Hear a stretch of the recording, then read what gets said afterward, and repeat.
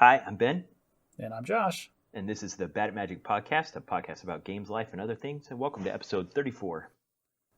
All right, so this is where I do the bad at numbers thing. You got And it. I've got it. So this one, I don't have a lot, but 34 is a fun number because it is a kind of almost a footnote in one of my favorite books, and that is The Count of Monte Cristo. So Edmond Dantes, who is the protagonist in that book, when he was sentenced wrongly to prison for life forever because some other guy wanted his girl, he was prisoner 34 at the Chateau d'If. Okay. And Dude, that's all a classic. That came out in 1844. Did you just look that up? Yeah. Okay, good, because there's no way you can have that off the top of your head. Have you read The Count of Monte Cristo? No, but Alicia recommends it highly. I got to put it on my list now. That's going in my Audible queue, people. So this is one of the... I read that book in high school, and in high school, I very, very much appreciated that book because it is... the whole book is about Edmond Dantes absolutely perfectly, meticulously planning his revenge. And executing it flawlessly. And it just... When I was reading it as a teenager, it just felt so good. It's just like the karmic justice coming back to haunt these people. And then now looking back on it as a more mature person, I feel like, dude, let it go. It's been decades. You're filthy rich. Like, move on. You know, that's a very profound transformation of your soul that you just described. Did you know that you had made that transformation from this young, hot-blooded male who reveled in someone else's fictional revenge to now somebody who's willing to forgive and forget?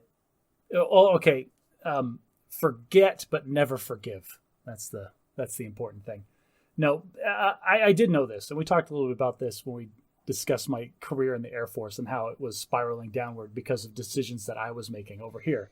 Because I couldn't let things go, because I was very vengeful, because I was just so willing to draw that flaming sword of vengeance and like just slay all my perceived enemies. That is, I think, a younger and a much more naive view of the world. And I feel like I've matured a lot since then in the last probably 5 years. That's good. Hey, that wasn't on your 5-year plan. It was not on my 5-year plan, but it's good that me, as a middle-aged 30-something, finally grew up out of that like kid phase and like became a functioning, mature adult. Good for you, man. Proud of you. Oh, thanks, Ben. Well, I needed a couple of those this week because 2 really bad things happened. I don't think I told you about either of these. So first go here. So a week ago Friday, it was the Friday before Black Friday, and I had bought plane tickets to fly home and spend 3 days with my family over the Thanksgiving holiday and then come back to Florida. It's 1,000 miles. It's like 2-hour flight. It was going to be relatively easy, but my pass is kind of tenuous. Well, on that Friday, there was a guy that was departing, and on Monday morning, we come into the office, and our leadership sends us a message that says, that guy that spent an hour standing next to your desk on Friday tested COVID positive over the weekend. So you've been in quarantine then? Well, I wasn't quarantined, but I had to make a serious decision about whether or not to expose my family and my sister's family that were going to be at my house for Thanksgiving. They're very certain and have maintained very close circles, and me, I'm probably the most unquarantined of all of them, had significant exposure to someone that was COVID positive. It's not. I'll come downplay on, it a Ben. bit. We were both wearing masks. I didn't touch anything that he touched, but we were standing within 6 feet for dozens of minutes. Come on, Ben. It's not like you're out there, chatting up random homeless people while you're out there deployed. I was talking to a random homeless person today, and I ate out. So yes, all those things are true. I'm being very facetious. Yes, you are the one with the whitest circle. So, with great regret, I canceled my flight and spent Thanksgiving by myself in my hotel room in Florida. Yeah, I knew, I had heard that your plans were to go home for Thanksgiving. And so when I texted you a picture of my perfectly smoked 8-hour applewood turkey. It looked delicious. And you texted me back a picture of your fried chicken, I felt probably 30% bad and 70% I thought it was hilarious. Yeah. So what? Sorry for you. How did the smoked turkey turn out? Oh, it's bellissima. It's wonderful. Thank you for asking. Yes. What was your favorite thing you made this year? Ooh, favorite thing I made this year. All the sides. Like, I'm just going to throw all the sides into the favorite thing because that's the best part of Thanksgiving. Yes, I love You've turkey. said this last year. You do love all the Thanksgiving sides. All the Thanksgiving sides are wonderful. And I'll tell you, we had one person, my brother-in-law, who lives here and he's single and he's been trying to isolate and quarantine. And we're trying to keep our circles very small and we're trying to be very, very tight about it. He went and got a COVID test a week before Thanksgiving and then self-isolated the entire week. Wow. Just to, because, he understands that we're being very strict about these things and he wanted to respect that. So it was very nice of him to do so. But we had him over for Thanksgiving. So there was 3 adults and 2 children. And I made probably 14 pounds of sweet potatoes and like a whole casserole dish of green bean casserole. Like I still cooked as if 20 people were coming over. And it's so wonderful. You have not run out of leftovers yet. I'm going to be eating Thanksgiving dinner probably right up until Christmas. Awesome. I have no leftovers whatsoever. But the only thing I really, really missed out on was the pie. That was the thing I felt like I really just didn't get that I could have got. And I could go out to the store and get a pie, but it just doesn't feel the same. And you didn't get to see any of your family or the kids for Thanksgiving. That's the best part. So that was very upsetting, and that's why I kind of brought it up. But something way worse than that happened this week, and I thought of that when you were talking about the end of your career in the Air Force. So on the same day that I canceled my flight, I was laying in my bed in frustration, but almost over it. And I went on Facebook, and I'm on a group that's my functional community in the Air Force. And there was an announcement from the assignments team in Texas. And they said, congratulations to everyone that got teaching jobs. We've finished all the assignments. Here's a list of people and where they're going. Yes, okay. This is what I've been waiting for, Josh. Yeah, because I remember you took like major steps to try to get on that list of instructors. Networked, I sent out resumes, I got my senior leader to give a strong endorsement. I did all of those things. And at the very last minute, a minor technicality came up and looked and threatened to ruin the whole thing. And I thought, no, it's going to work out in the end. Everything's going to be fine. Well, when I opened up this list on Facebook on Monday, I scrolled through the list, and they'd given the job I wanted to someone else, and I wasn't on it. Oh, Ben, I'm sorry. I was crushed. I laid there, and I felt like someone had just put a 1,000-pound weight on top of me. I had so far forgotten about canceling my Thanksgiving flight, I can't even tell you, because one weekend with my family, as opposed to 3 years of soul-sucking staff work at some major command headquarters for the rest of my career, the next 3 years flashed before my eyes, and I was crushed. Well, I'm terribly sorry to hear that. I know you were very much looking forward to doing the teaching job. I have good news and bad news for you. Okay, so Go. Good news first. You get to go to this soul-sucking staff job with the full understanding that this is your last tour, and there's really not really much they can do to you. So you get to be that old crusty guy that just blows everyone off and never answers emails and gets to be super unreliable. And everyone's like, well, what are we going to do? I want that a little bit. And I've realized it already. Like, I finally passed all the milestones where I still have to pretend like I'm shooting for the sky still. Oh, yeah, you're done. Like, everybody knows it. Once I'm not trying to secure my last job, I'm not trying to secure a promotion, there's nothing else that I need to pretend to be nice about. But that doesn't mean I'm going to be retired on active duty. I still want to perform. I still want to be somebody they can count on, and I still want to make a difference. But I don't have to do any of those other things where I'm pretending like I care when I don't. It's funny because you're going to put in probably 60 or 70% at this next job thinking that you're taking it easy. And that's going to be way outperforming most other people that would have been in that same job. Unless they measure it by those extra things. Like, I've already seen it. Like, my boss said, hey, we had a security incident. I need someone to volunteer to do the investigation. And I wrote back right away and said, not me. You shouldn't even, you can't nose goes in an email. You just go dark and quiet until he picks something. No. You can't distinguish yourself by saying no. The last time he did something like this, he's like, you have to answer me. So I was just making sure he knew right away. Haha, no. It's like that old scene in cartoons where there's the one guy that's kind of clueless and the boss asks for a volunteer and everyone else Steps back. takes a step backwards. Yeah, that. That's a good one. So that was the good news, is you get to be retire on active duty, or road, we called that back in the day. The bad news is that things like this come in threes. What is that? Some kind of karma belief or something? Oh, come on. You've heard of this. Things come in threes, like major, yeah, but terrible why? Are things. You saying that the universe is conspiring against me? No, I'm saying confirmation bias, and the people's irrational love of threes always groups things into these trifectas. Well, so if I wasn't looking for it, I am now. Exactly. So with this confirmation bias that I've objectively planted into your head, make sure you're on the lookout for the next terrible thing that's going to happen to you. Well, in the next, probably before Christmas, I'm guessing they'll tell me where I actually am going. Here's my prediction. I think they're going that the nuclear experience on my record stands out like a sore thumb, and they're going to send me to Air Force Global Strike Command headquarters at Barksdale Air Force Base, Louisiana. Ooh, Louisiana. No bueno. There's no chance you can get up to like NORAD or something up in Colorado again?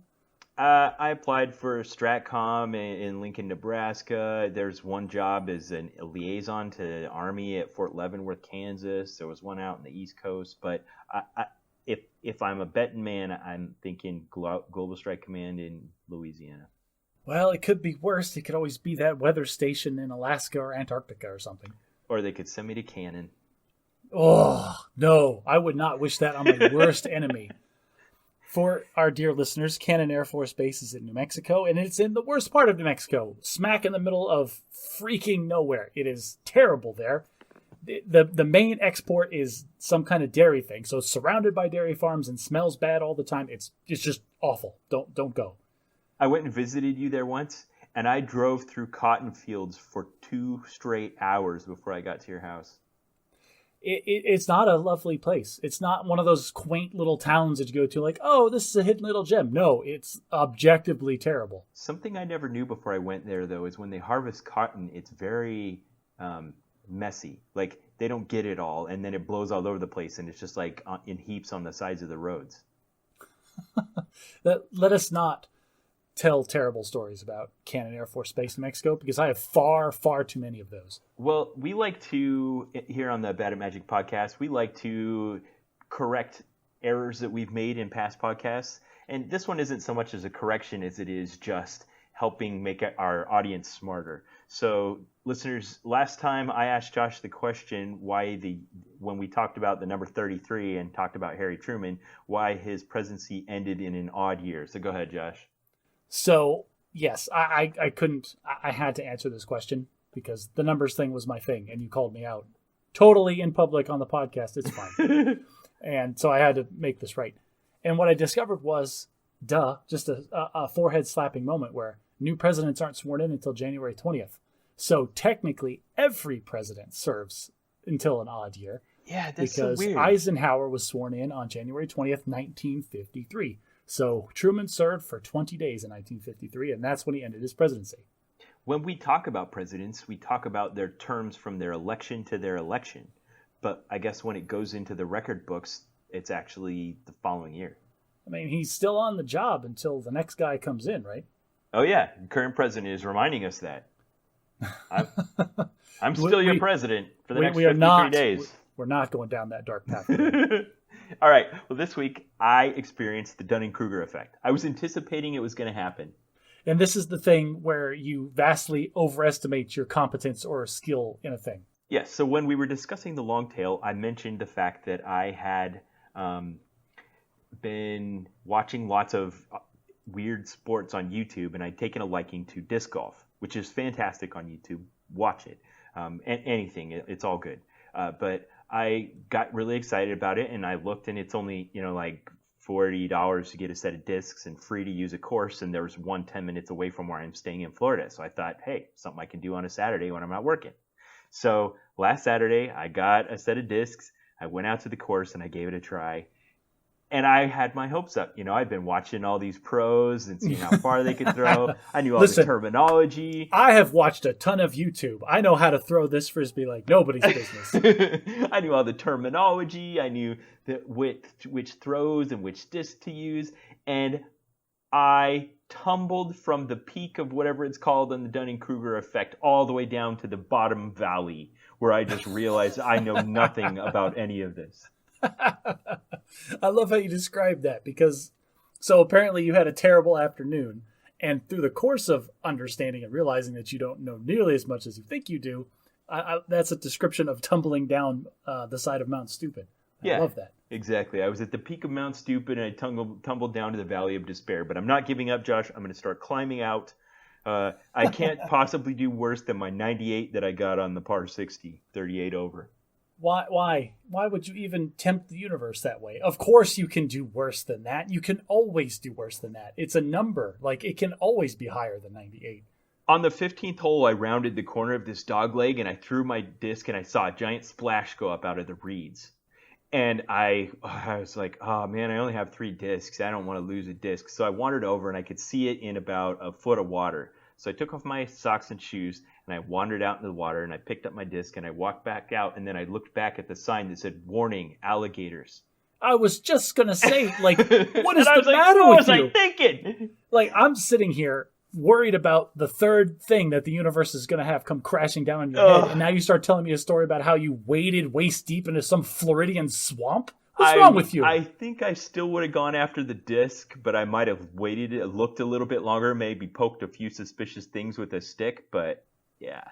I mean, you're in Florida. Like, that leeches, mosquitoes, alligators, I definitely snakes. got bit by mosquitoes, but I unknowingly took a risk. I may have, like, stepped on an alligator's head, like the Clueless cartoon that does it because he doesn't know it's there.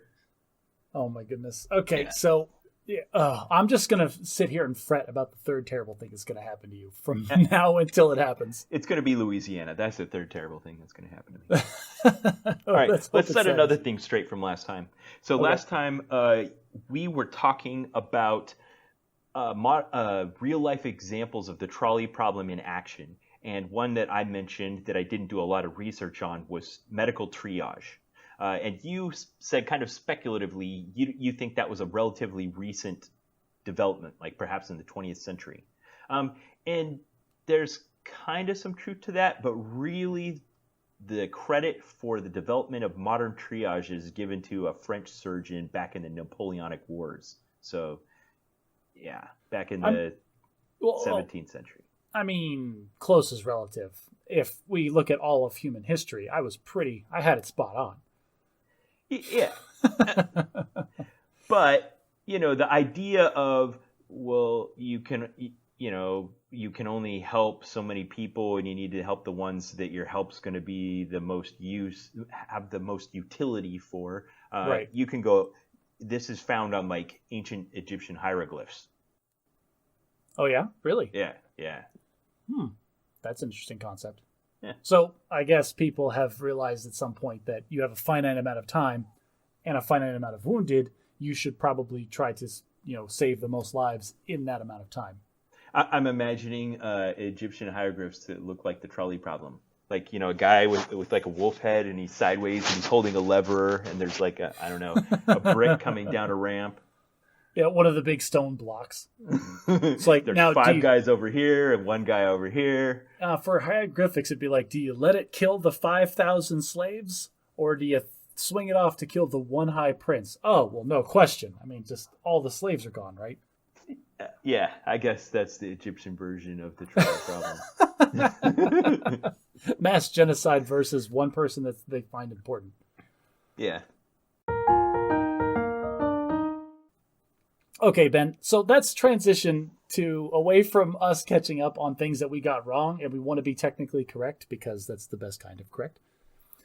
Let's move on to talk about something that everyone cares about so much. And I don't know how this ended up on the show notes, but I am so happy it's here. And that is, it sounds like you just wanted to wax prolifically about the movie The Incredibles. I absolutely did, Josh. It's in my top 3 all-time favorite films, right behind Groundhog Day and Master and Commander: The Far Side of the World. That's a good one too. Yep. So right up there is The Incredibles, which I think the words I used last time are the best superhero film out there, or something like that. Which is a strong endorsement in an age that has the A Marvel lot of good Cinematic superhero Universe. films. Yeah. Yes, a lot of good superhero films. But I will have to agree with you. This is definitely right up there with some of the best, and for so many reasons. So let's go through just, some of the reasons. Yeah, let's just talk about why the movie The Incredibles is amazing. Spoilers, everyone, for the movie The Incredibles, and probably Star Wars. Pause the podcast and go watch The Incredibles, and then come back and enjoy this talk with us. Honestly, if you don't come back to the podcast, we won't blame you. The Incredibles is that good. So I was thinking about it, and I thought, I'll turn it on and watch it again. And I turned it on, and it totally sucked me in, and I just loved it as much as I ever do. So we're going to have to break this down. When I saw this in the show notes, you just had why The Incredibles is awesome. And I rattled off 14 bullet points. Here's all the reasons I love it. And the first one I came up with is, this is so funny. Part of my wife's master's degree that she got, she had to take a class on film appreciation. And I think I took more out of that class that she took than she did. Okay. And one of the things you're going to go full film critic on us, huh? For just one, there's just one vocabulary word that I took away from it that has really changed how I view film, and that is mise-en-scène. And I think it's a French term. I think it's a French term. I think. Don't quote me on this. I didn't actually take the class. I took it secondhand. But the idea is that the mise-en-scène is just kind of the feeling of the movie. It's not necessarily what the actors are saying or doing or what the main storyline is. It's all the decision-making that happens kind of behind the scenes.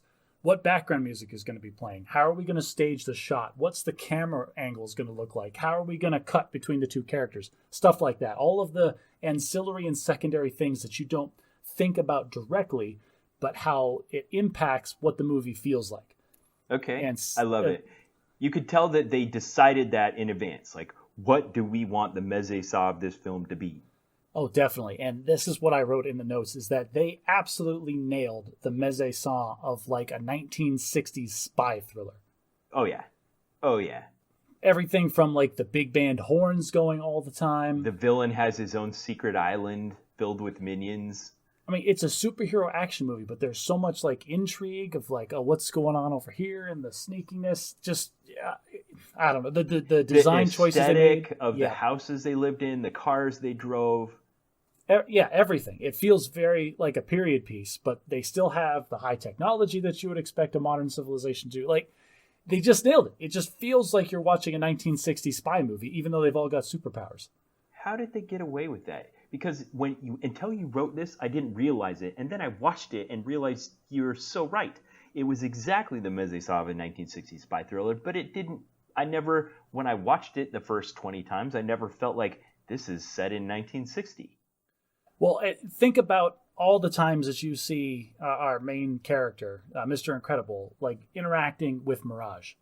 There's always this back and forth kind of almost flirty wordplay that they do, very James Bond style. Mm-hmm. There's the fact that Mr. Incredible is just, he's a brawler. He's just, he's got the super strength. But he spends a vast majority of the movie kind of doing the detective sleuth thing where he's trying to figure out what's going on and where are these heroes going and what's the big deal with the volcano base and all that stuff. And it just, everything. Like I said, what blows me away every time I watch the movie again is how well they do the music. Because during the action scenes, you have this big band, a lot of brass and stuff playing like you would have back in the swing dance era. Yeah. A lot, and then in the lower points, you've got a lot of very subtle xylophone effects and things going on. It just it's all there. Dude, I'm hearing it in my head as you're saying this. Okay, it also has a lot of the checkboxy things that the Bond serials used to have. I mean, it has the setup and the villain and the secret base. It has the gadget scene with Q, except Q is not Q in this movie. Yes, Q is Edna Mode, which, all right, I could go on and on. She's one of my favorite characters in cinema, and I'll tell you why. I am going to propose right now that Edna Mode is the most fleshed out character in all of cinema for the amount of screen time that she gets in that movie. we know more about Edna Mode's character, her personality traits, her motivation, her backstory. And she was on screen for what, 5 minutes? Yeah, but you're right. It's just so potent. I mean, she cares. She pretends she doesn't care, but she really cares. It takes a lot of pride in doing a good job. She has very strong opinions. She expects heroes to be heroic. And she's incredibly successful in what she does and is so disdainful that she's not back at the peak of her career when she was doing like what she considers very challenging work, working with superheroes. Yeah. There's that scene where she's standing on top of the counter and Helen's like second guessing herself and kind of muttering and descending into self-pity, and she whacks her over the head with the newspaper. I love that scene. Yeah, and she's just so into it. She's like, you're a flippin' superhero. Pull yourself together. Yeah. Oh, she's great. So another thing I thought that was really interesting about this movie that was really important is Pixar launched a superhero franchise and gave us no origin story. Has that ever happened in the history of superheroes? Man, that's a good point. Well, so I can think back to the multiple reboots of Spider-Man, and finally we got a Spider-Man reboot where they did not do the Uncle Ben death because it was unnecessary. We all know where Spider-Man came from. That's not the important part of the story. And I think that's what they nailed here is, Brandon Sanderson says this, if you're writing a book about a story, if it's not the most interesting time in the character's life, why aren't you telling that story? And so the interesting part of the story that we are viewing in The Incredibles is not the origin story. It's not how superheroes came to be. It's kind of how superheroes fell and how they had to live this second life. Yeah, so they start off with that really great like archival footage interview kind of thing where they're reliving the glory days and talking about falling out with the public. Yes, and that gives you everything that you need. And you get the opening scene with Mr. Incredible at the peak of his game, and there's superheroes doing this superhero thing, which, by the way, all superhero movies have this problem. If you have all these superheroes everywhere, why is there so much crime? Like, I don't get it. Like, if you're not a supervillain, what are you doing? But it's fine. We're going to blow past that. And then we have this scene where we see all the do-gooders out doing good and just living their best life. And then we see a handful of scenes where Mr. Incredible kind of started and catalyzed this downhill fall of all of the superhero structure. Yeah, it was kind of his fault, wasn't it? But not really his fault. It was like, I felt this may have influenced the Iron Man franchise. It was just his personality flaws that are magnified by the fact that he's an ultra-strong superhero that set in motion his own downfall. Yes. The fact that because he has the limited power set and the handful of things that he had to do caused collateral damage that he wasn't really able to control. Yes. But then he also like made it way worse by blowing up and yelling at the guy in court and just like, yeah, he personally screwed it up. I recognized it this time as I was watching it. It's his "I work alone."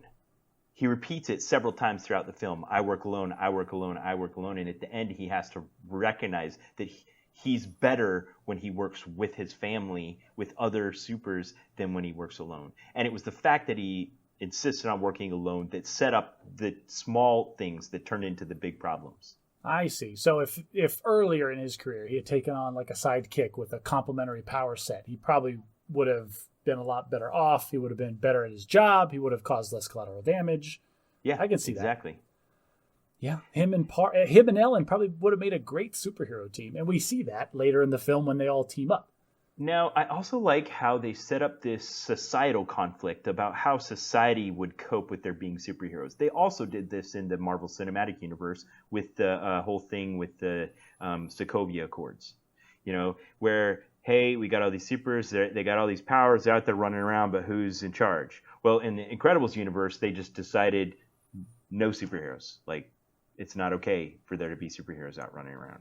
And they kind of had this shadowy government agent guy that was there that helped relocate them and things. So yeah, like they went into the witness protection program. Yeah, so there's this feeling that there was some kind of a federal jurisdiction or governance over the superheroes that were backing them financially somehow, paying Edna to make their costumes or whatever. But again, that's not the most interesting part of the story, so they don't bother to tell it. Exactly. The important part of the story was the downfall, and now this is something that I could see very easily happening in a society that had certain individuals that had superpowers like that. Like, just imagine the amount of fear that would revolve around that. If Bob decided to go on a rampage in the court, and instead of sitting there and taking his arguments like a responsible citizen, just went full Hulk smash on the building. Oh yeah.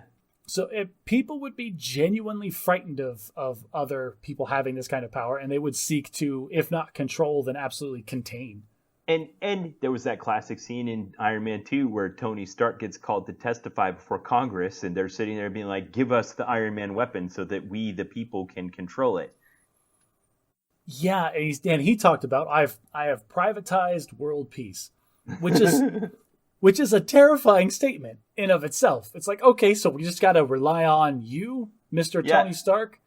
Then we go into our whole thing you and I were talking about, like, well, what if I want to be the one who decides what I do with my music collection? But that's the same thing with security, right? Yeah. What if somebody pissed off Tony Stark and he decided, you know what? Go ahead, terrorist. Have fun. Iron Man's on vacation for a week until I am more appreciated. Or what if he started hitting the government up for funding? Like, there are so many ways that privatizing stuff like that can go horribly, horribly wrong. So if you don't have strict controls over situations like this, and in The Incredibles, it kind of existed because the government was able to tell all the superheroes to go away. And they pretty much agreed to that. Now, which is odd because this only works in a world with no supervillains, but we'll brush past that. They explain that away with just it's so rich in detail, this film. It has like little scenes where they show like a flash of like a black and white photo of a bunch of superheroes in the room signing a contract. Imagine that in the Marvel Cinematic Universe, if they didn't have a civil war, instead everyone signed the Sokovia Accords. Yeah, but the Civil War was way cooler. Yeah. And also, fight. I'm going to be a comic book snob for a second. The Civil War and the comic books, way cooler, by the way. But again, we'll move on. So I love the scene where because he told Buddy he works alone, it causes a little bit of chaos that gets out of control. The bomb goes out the window, blows up the train tracks, and he has to save the train full of people and Buddy. So he saves the train, he saves Buddy, and he lands on the ground, puts him down, says, "Look, I saved everything, everyone's okay." And the cops go, "Wait a minute, where's the bad guy?" He got away. You mean to tell me he got away? Do you remember the bad guy's name? Yeah, Bon Voyage. Bon Voyage. Monsieur Crable! Like, that was great. That guy was on screen for 4 seconds, and he was in mime costume, like just ridiculous. He had bombs on his vest. Yeah. Yes. But you know, you could see already the problems starting to form where society has really high expectations for what our superheroes are. And it was the same thing in Age of Ultron, Avengers, you know, where like the Avengers are like trying to stop terrorists from getting a hold of a biological weapon. And they're like, well, you tipped over some cars while you were stopping the terrorists from getting the biological weapon. Yeah, you are referring to the Civil War again? Like, that was not the Age of Ultron. No, that was not the Age of Ultron. The Age of Ultron did not open with them going after the bioagent. That was Civil War. Age of Ultron opened with them attacking Stuker's compound in Sokovia. You're right. That was Civil War again. Everybody keeping score. I'm wondering. That's Josh 1, Ben 0. 1 for Josh. I'm wondering how much influence there is here between these two things, because I know The Incredibles definitely came before all that. Well, are we going to do a direct comparison between the two? Like no. Let's get back to The Incredibles. Okay, yeah, let's get back to The Incredibles. I think this is also one of the most reasonable superhero movies that I've seen outside of What do you mean by that? So there's just so many things that they touch on, or like you said, it's so rich and so deep that there's just little snippets of how well they show superheroes existing in a world like they could actually exist. Like just the way that Mr. Incredible, our protagonist, the way Bob approaches his problems, it's always going to be some kind of smash and grab or some like this is his mindset. It's like he knows what his power set is, he knows what his strengths are. This is how it's going to be.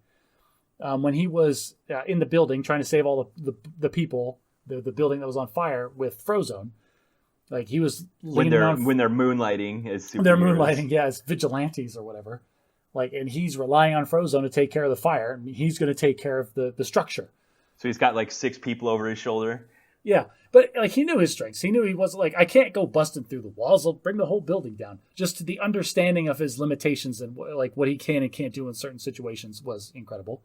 Later in the movie, when we see them all teaming up to fight Syndrome's robot, you can tell that these people have worked together in the past because they started pulling off like combination effects that they wouldn't otherwise be able to do without having extensive experience with each other. Bob threw his wife up at their child in like, and it took one sentence. Bob, throw me, and she turned herself into like a spear, and he just like all in one fluid motion, like grabbed her and hooked her. Yeah, he knew it would be okay. Yeah. Here's an example that I loved. I don't know, the film I think did this on purpose, where it set it up so that both Bob and Helen had to break into the same fortress, the same, 60s Mise-en-scène spy thriller fortress. And they do it very much, they're both very effectively break into the fortress, but he does it the Hulk way and she does it the spy way. Yes. Like, and again, understanding their strengths and weaknesses. Like she hit herself on the side of one of those moving cars. Right. He picked up the moving car and threw it at the guards. Yeah. He knocked out like 6 people and just walked in that way. Right. I mean, he starts sneaking eventually, but yeah. Eventually, yeah, he started trying to be quiet about it, but then we all know how that ended up. Yeah, ended in the lightning handcuffs or whatever those are. Also an awesome scene.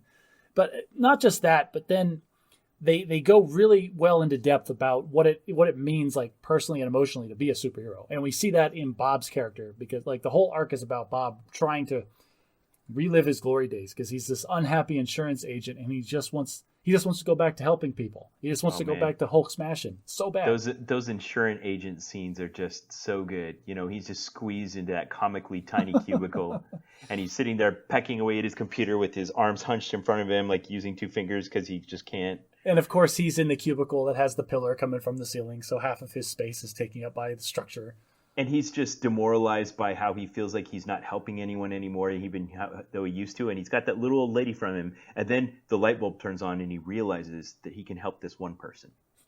You see his whole demeanor change from the monotonous, disinterested insurance agents to don't go down to floor, whatever. Like he's super engaged and fill out a form 4379. Yeah, and he's like covering his mouth and gives her like a pad of paper.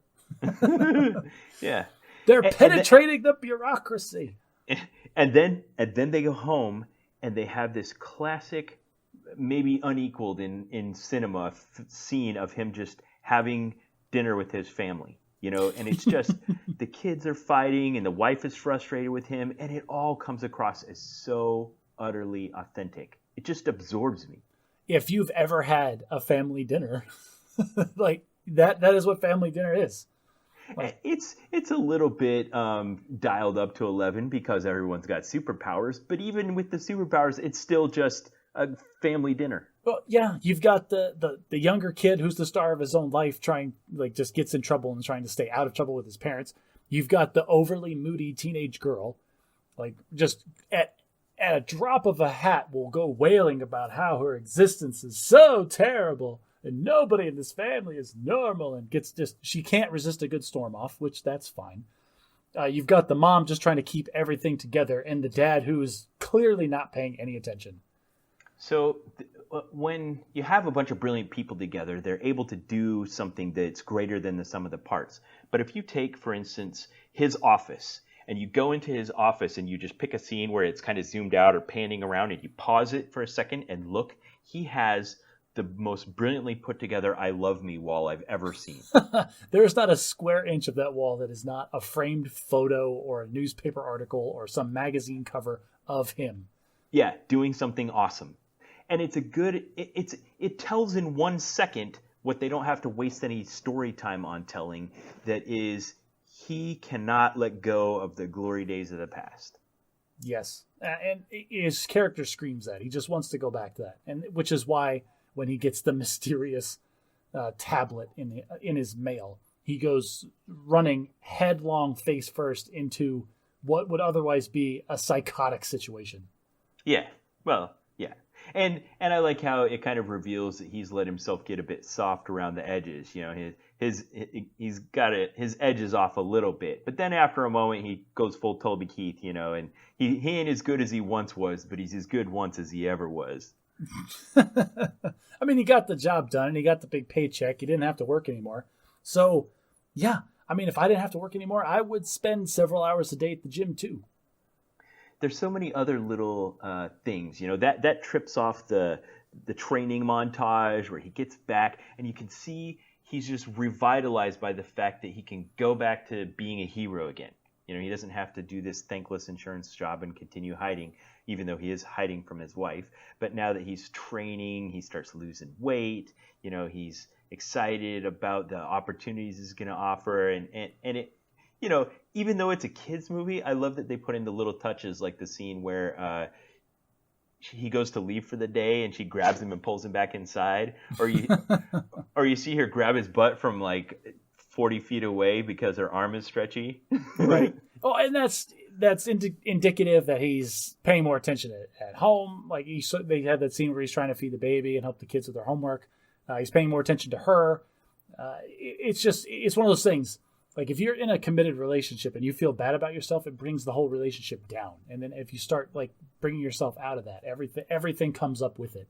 And that just showed his whole life was getting better because he felt better. And that shows, and that's what takes a cartoon like this and makes it hit home, because that's such a profound element of humanity that a man feels most well when it feels like he's fulfilling his existence.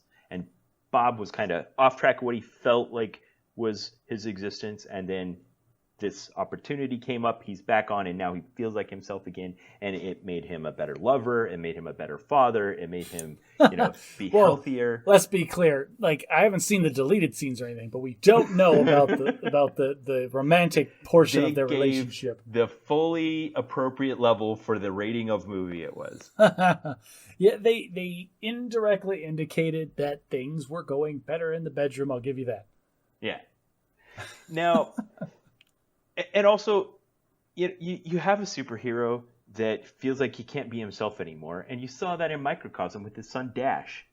Dash was kind of chafing at kind of being born and raised under these restrictions and never really knowing the extent of what he could do. He says, "You always tell me do your best, but you don't really mean it." Well, that's a uniquely weird situation to be in as a parent of a kid who is the Flash, because yeah, of course we don't mean it. We're supposed to be in hiding. Like they experience the downfall of the superhero society. They understand the opportunity cost that is at risk if he goes and actually does his best. And like all kids, oh, you don't know what you're talking about, old man. Like, he doesn't understand any of that. He has none of that perspective. And it's always the one direction, like, you just have to believe us. And like all kids do, eventually they start to question that. And even though it's superhero mom talking to superhero kid, it was still an interaction that felt familiar to me.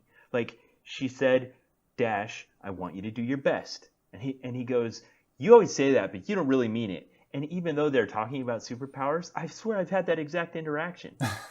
Where your kids kind of use your words against you. Or try to. Yeah, I get that. My kid... and they're right sometimes. My oldest is 9, so I haven't been caught in that verbal trap yet. I'm sure it's coming, though. Yeah. Well, you recognize it again when they do it later on, because when they're on the airplane and they're approaching the volcano base and they're being shot at by the missiles, she recognizes that her children's superpowers can help save them. Yes, but they've never used their superpowers in any real capacity. Well, not only that, but she's always told them not to. Yes. It's like, yeah, that I did put this in the notes as part of the just so many reasons. But this one thing is the kids are super accurate, because kids will totally call you out if you double back or say something different from what you said previously. Yeah. Yep. And I definitely have that experience all the time. You know what I say to my kids? You cannot use my words against me. I know, and this is what Helen says. I know what I said. Listen to what I'm saying now. Which is the parental way of trying to explain, like, the situation has changed entirely. The circumstances under which I gave you previous instructions is no longer valid. We face a new universe in which I need you to listen to the things I am telling you at this point. But you don't want to say all that or have a an in-depth discussion with your children in the moment. You just need them to listen and obey. We're at level 1 here, kids. Yeah. Yeah, I'm trying to imagine when it would be something like that, where you're like telling your kids to do something you told them never to do. Great example is I constantly tell my kids to not be so loud. Like, you guys are loud. You need to be quieter. Just quieter. You're at like a 7. I need you at a 4. That's just a standard thing that I'm saying in my house all the time. Guys, quiet down. Then we went to Legoland for a family vacation. I said, okay, so here's the thing. If somebody grabs your hand or starts walking off with you, I need you to scream at the top of your lungs and continue screaming until one of us gets you back from this person. And like, I understand I've always told you to be quiet your whole life. This is the one situation where I want you to be as loud as possible. Did they react just like Dash did to Helen in the cave? Where she's like, Dash, if you get in trouble, I want you to run as fast as you can. He goes, as fast as I can? Yes, Dash, as fast as you can. My kids were too young. Like, they were still at the point where they couldn't quite comprehend and understand the concept of being kidnapped. So I don't... Like, they were more concerned and confused about the concept of being abducted than they were about me telling them to be loud when I've told them previously to be quiet. This feels like a one-off I think we need to explore in other things, because people who are high on the agreeableness scale of the psychological profile are the ones that would be like, no, I got to follow the rules. And they're the ones that die, when there's a fire and they want to go out the way they came in instead of through the nearest exit. They're the ones that were told to stay at their desks in Tower 2 of the Twin Towers on September 11th and didn't get out in time. It was the disagreeable ones that made it out. Okay. So this is something we should explore, is the agreeableness and how it threatens your life sometimes. So there were other aspects of children that I think they really nailed in this. Okay. You listed a few here. I assume they came from your personal experience, but I'm assuming the first time you watched this, you didn't have children. So yes, the first time I watched this, I didn't have children. So it gives me great perspective, like the first time I viewed it versus the last time I viewed it, and how my perspective has changed. One of my favorite examples is Too Many Questions. Any listener that has children of talking age understands what Too Many Questions means. Yeah. I remember telling myself, Ben, I remember telling you when I was single and no children, like, when my child asks me a question, I'm going to do my best to impart my adult wisdom into this tiny thing. What I didn't recognize at the time is that a child is capable of producing 1,000 questions a minute, and they don't care about the answers. It's more of just this nonsensical stream of consciousness. And it gets to the point where I, like, several times in the last couple of months, I've just cut my son off. I'm like, kid, too many questions. You're done. No more questions. Like, I just can't. My brain is too tired from trying to follow your brain around all day. I'm done. No more questions. Okay, so that's definitely a genuine. No more, too many questions. Yes. So the next one I put in was getting into your, and it's bleeped out, but getting into your stuff, into your business. Like, Helen was in her room, like, with the costumes she was unloading packing. the bag, and she had the extra ones that Edna had given her for the kids. Yes, and she was just in her room by herself on the phone. And at some point, both children came in while she's on the phone trying to talk and have a private conversation, and got their costumes and was like, what are you doing? What is this thing? Look at this. And just, will you two please just shut up and leave me alone for 5 seconds? Right, like, you weren't even supposed to see this. I just took it out of my bag because it was in the way. I'm in my room. The door was shut. What are you even in here for? The bickering. I feel like they nailed the sibling bickering for the whole movie. Really good. I already talked about the overly dramatic teenage girl emotions, which I have not experienced, but it seems like they're very genuine. Can you speak more to that? Did they nail the emo teenage girl trying to discover her place in the world? They kind of tried to have a character arc for Violet, where at the beginning, she's stalking. She knows her boy crush's schedule, and she's waiting outside for him to come out for his next class. But then when he notices her, she goes invisible. Yeah. And then at the end of the movie, when he goes to ask her out for a date, she's very confident, and she even kind of cuts him off and sets it up really self-confidently. So They're trying to show her getting some confidence, but I think in the second movie they more delve into the more the other aspects of teenageriness that I think you're kind of inferring here. Okay. Well, I don't have teenagers yet, thank goodness. So I can't really speak. I would say that. I want to take a moment and fight against the stereotype that having teenagers sucks, because I think having teenagers is awesome. All right, you're just going to throw that out there? I thought you were going to launch into some like multi-bullet point explanation. That's it. You're just putting it out there? Teenagers having are awesome? teenagers is great, yep. It's a trade-off. I've already identified it's a trade-off. Like, my son is going to be less cute when he's a teenager, but he'll be capable of doing more interesting things to me. So pluses and minuses around the board. All right, so kids aside, what about the grown-ups? So the grown-ups in this movie, some of them, this movie does such a good job of making great characters and such great character moments and such quotable moments and so many great things. We already talked about Edna. Man, I don't even know where to start. Let's just talk about how many perfect quotes exist in this movie because of all of the interactions that happen. Oh man, one time my wife and I had an epic thing where we were trying to get all the kids in the car, and I yelled upstairs to her and she yelled back at me, and I think our brains got in sync and we recreated the "Where is my super suit" dialogue from her upstairs and me downstairs. Did the whole scene, yelled it. My kids just thought it was hilarious. It was a hit. It was fantastic. Where is my super suit? That will go down in history. And there's not anyone on the planet that hasn't heard Samuel L. Jackson do that bit. And if you haven't, shame on you, and go YouTube it this second. And his wife does the best part too. I am the greatest good you're ever gonna get. It's like, why? It's like, because I need it. It's like, what? We're talking about the greater good here. And that interaction between the husband and the wife, where it's just like, hey, where is this thing? Why do you need it? No. We're not having a discussion about why I need it. I'm asking you a question. Just give me the answer. And like, that's where the friction in that whole back and forth came from. Yeah. There's the no capes thing that Edna does. That's a classic. We say that every time we see a cape on TV. Every time I'm watching some superhero movie with a cape. We were watching Age of Ultron the other day, and Vision like manifested that cape because he was like jealous of Thor for some reason. And my wife and I like simultaneously went, no capes. They don't really make any sense. Maybe Batman's, because it sometimes is functional. Capes, yeah. And this movie, again, another reason this is a great superhero movie. They actually dive into send up superheroes. Capes are stupid.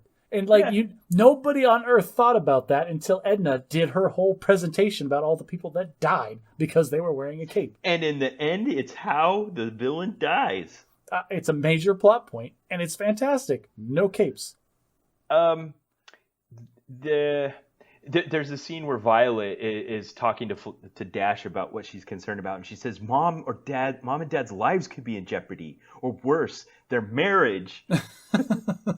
So that feeds back into kids just having no perspective on things that are important, and Dash having no concept of what really was going on that whole time.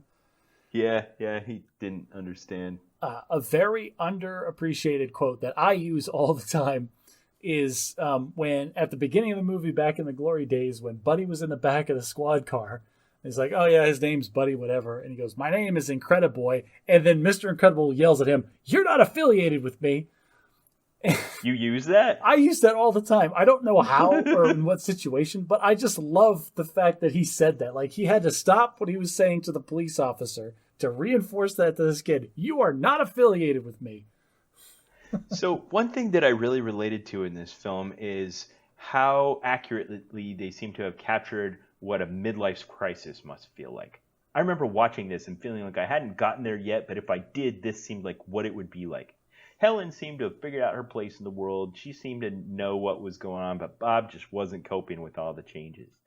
So, he's questioning himself and trying to find his place in the world. And, he has that scene where he's just had a horrible, frustrating day, and he drives home and he gets out of his car and he slips on his skateboard in the driveway, and then he slams the door and the door won't shut because he creased it with his hand when he fell on the skateboard, and then he breaks the glass, and he just is about to fly into like a white hot rage, and he picks up his car, and there's that little boy on the big wheel sitting there.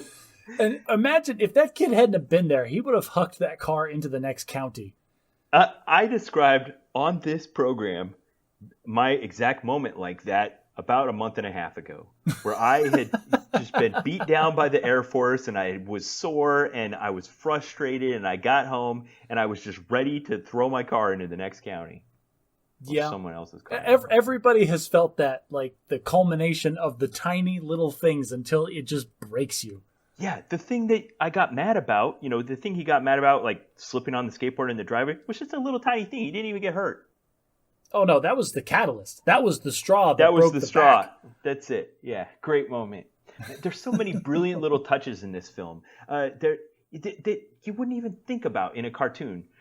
He's on the tropical island. You give you the feel of the tropical island. Dash slaps a mosquito. Mm-hmm. Helen is like thinking about being a superhero again, and she walks past a mirror and she kind of checks out her butt in the mirror and thinks it looks big. And she doesn't say anything. It's just this like glance, but it's such a brilliant little moment for an animated cartoon. There's that scene where she's breaking into the fortress, and she has it's that brilliant sequence where her body gets stretched across like 3 locked doors. Yes. And she's fighting people in 2 rooms at once, and she can't see what's going on, and she feels the guy and feels for his face and then punches it. Yes, it's like, that's a jaw. Yes, that had to be a really weird situation, because you know where your hands are usually, right? Like imagine you can close your eyes and you can kind of feel in 3-dimensional space where your limbs are. But now imagine it could be 70 feet away in the next room. Like that's weird. Another one of the moments that I like the most in this movie is when Dash and Violet get caught by the 2 minions, the masked, nameless dudes that are on this island. And Dash runs away, and Violet goes invisible and dives into a river. And the guy, the nameless minion, immediately, like no hesitation, goes, "You can't hide from me," and throws dirt upriver and just watches it flow down. Like, that's genius. First of all, I don't think I would have thought of that at the drop of a hat. This guy's clearly thought about how he would combat an invisible enemy. Yeah. We're going to talk about this more today, but that moment like just stands out as an excellent Minion moment. It's kind of a theme of it that superhero powers aren't limitless. That there's flaws and drawbacks and weaknesses that they have. And that's why I think the ultimate theme of the film, that you're better when you work together as part of a team, is so important, because their weaknesses are shored up by their partner's strengths.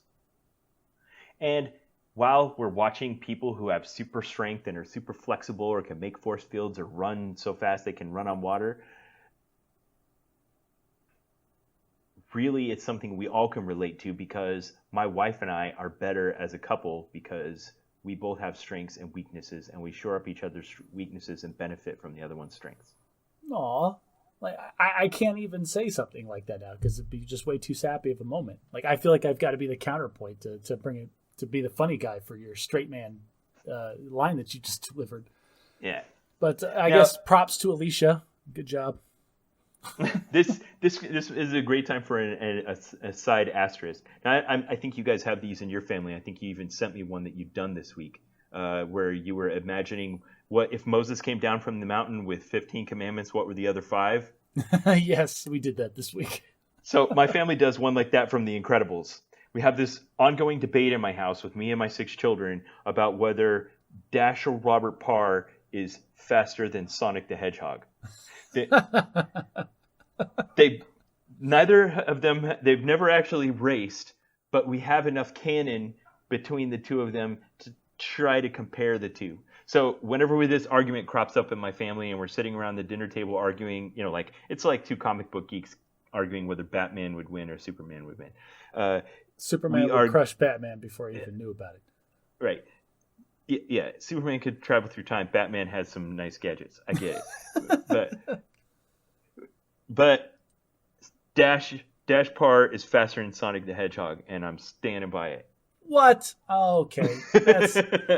I have absolutely no dog in this fight, but I can tell you that you're wrong. There's no way It's in his name. He can go faster than the speed of sound. His name is Sonic the Hedgehog. We have no canon of Dash going faster than the speed of sound. Sonic's already mature. Dash is just a little boy. So we're going completely off canon. You're saying that like a fully peak performance Dash at like 24 is going to be way faster than Sonic the Hedgehog. That's what you're saying now? I'm saying that in order for us to have this fun repartee at our dinner table, somebody has to represent the other point of view. And I've gotten practiced at representing the Dash point of view. Oh, Ben, like I am ready to throw out the rest of this show notes and just go full. I'm going to rip my shirt off and we're going to go full Sonic versus Dash. Is this what we're doing now? Well, I was surprised that Sonic the Hedgehog has now made another appearance on the Bad at Magic podcast. Yeah, that movie was really bad. There's other great moments, like the scene where they've just flown a Winnebago 2,000 miles through outer space and have re-entered the atmosphere, and now they're arguing over what exit to take on the freeway. I love that scene. All right, everyone pay attention, because this is what separates a good movie or an average movie from a great movie.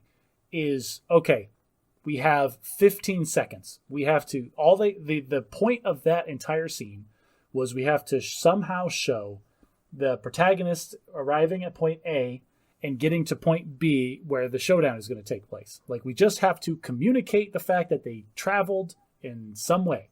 It doesn't matter. They could have done a quick jump cut montage and we would have accepted it. Yeah. But they took it as an opportunity to flesh out the characters and the story. Oh, they did all of them. They fleshed out Mirage, where she kind of, helped him out, getting out. They fleshed out the mom and the dad, kind of just having this like mom and dad argument. The kids, meanwhile, get tossed around in the back, and they're like, "How are you doing back there?" And they're all like thrown all over the place, like, "Super duper, Dad, do it again." But this the idea is you have this tiny little time to tell just one almost inconsequential part of the story. But they took full advantage of every second of it to make the characters feel more real and to have a fun moment with, like, it just, everything was good about it. Yeah.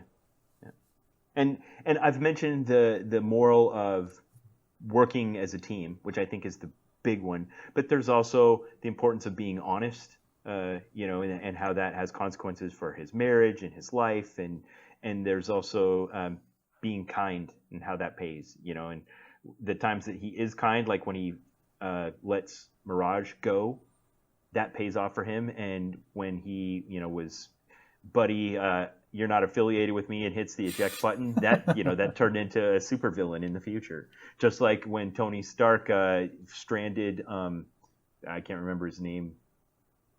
The Whiplash guy or something in Russia? No, the guy that can reheal his arms and his skin turns on fire. Oh, the Merovingian. Yeah. Yeah.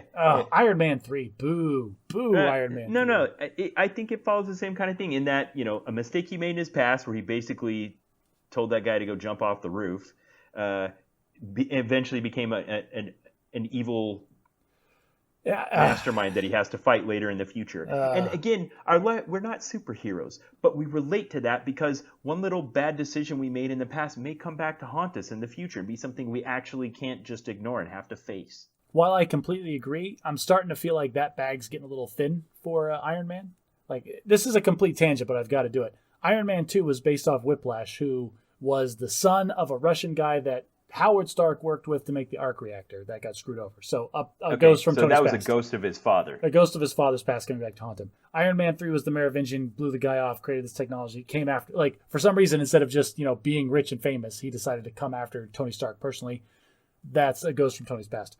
There was another one. Spider-Man, Far From Home, is the guy that worked for Tony Stark. Another ghost from Tony's past. Another ghost from Tony's past. Like, okay, guys, we get it. Tony Stark was a jerk in his younger years. He didn't make all the supervillains. Like, there's other places these guys are coming from. Well, sometimes you just actually made them, like Ultron. That's a ghost from Tony's present. Like, man, Tony Stark is responsible for a large percentage of the supervillains in the Marvel Cinematic Universe. Which is why he had to atone for his sins and give his life. Or because Robert Downey Jr. didn't want to live under a Disney contract anymore. I don't know.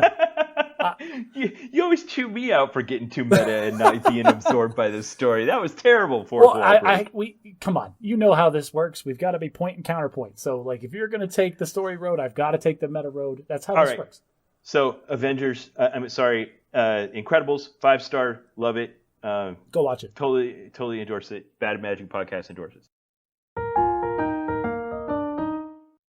Since I arrived in Florida, I took the opportunity to watch the entire Marvel Cinematic Universe again. I watched it all with the exception of, I think, that one Hulk movie that's technically part of it. And because, I don't know, Disney doesn't have the rights to that one. And the Captain Marvel, which I rewatched recently and didn't enjoy it, and I just couldn't do it. I even watched the Thor movies. But you watched Thor 2 Dark World? That was terrible. Yeah. While I was... They all have their moments. While I was watching... the Avengers Endgame, I was just having a moment where I'm a bit meta, and there's the scene where Ant-Man's being released from the quantum realm in the back of the van in the impound lot. Okay. And if you recall this scene, a rat crawls across the panel, switches the thing on, and it shoots Paul Rudd out the back of the van, and then he's stuck inside of a cage. And he alerts the security guard on duty, and this was a cameo. Do you remember who the cameo was? No, I don't remember. Oh, it was Lou. Was it Lou Ferrigno? No, it was Ken Jeong of the Hangover fame. Oh, okay. Oh, I did not know that. Well, the thing I noticed this time around is he's sitting there at his very security guard-looking booth with a bunch of black and white monitors up in front of him, and he's reading a book. And I paused it, and I was like, hey, that's Ken Jeong. And so I was pausing it, and I looked it up, and sure enough, he did a cameo in the movie. And I'm like, wait a minute, what book is he reading? So I looked at the spine of the book he was holding, and it was called Terminal Breach. So I Googled it. And Terminal Breach, apparently the plot summary that I found, is about some terrorists getting control of some Minuteman III nuclear missiles at Minot Air Force Base in North Dakota. And I thought, I know a lot about that. I'm really interested in that. I'll read the book. So my Audible credit had just come up. I spent it on that, and I read the book that Ken Jeong was reading in Avengers Endgame. Wow, talk about 6 degrees to Kevin Bacon. And it was terrible. I realized is I think the point the movie is trying to make is that a security guard reads trashy novels, because it was really bad. It literally could have just been, I guarantee you, it was just a random paperback that they had in the props cart that was on site that day. I wonder, but I'm wondering if when they were sitting around storyboarding this thing, Ken Jeong used to be a doctor. I don't know if you knew this. He was a doctor who then became a stand-up comedian, who then became an actor. He does a hilarious routine about why he's not a doctor anymore, because it sucks.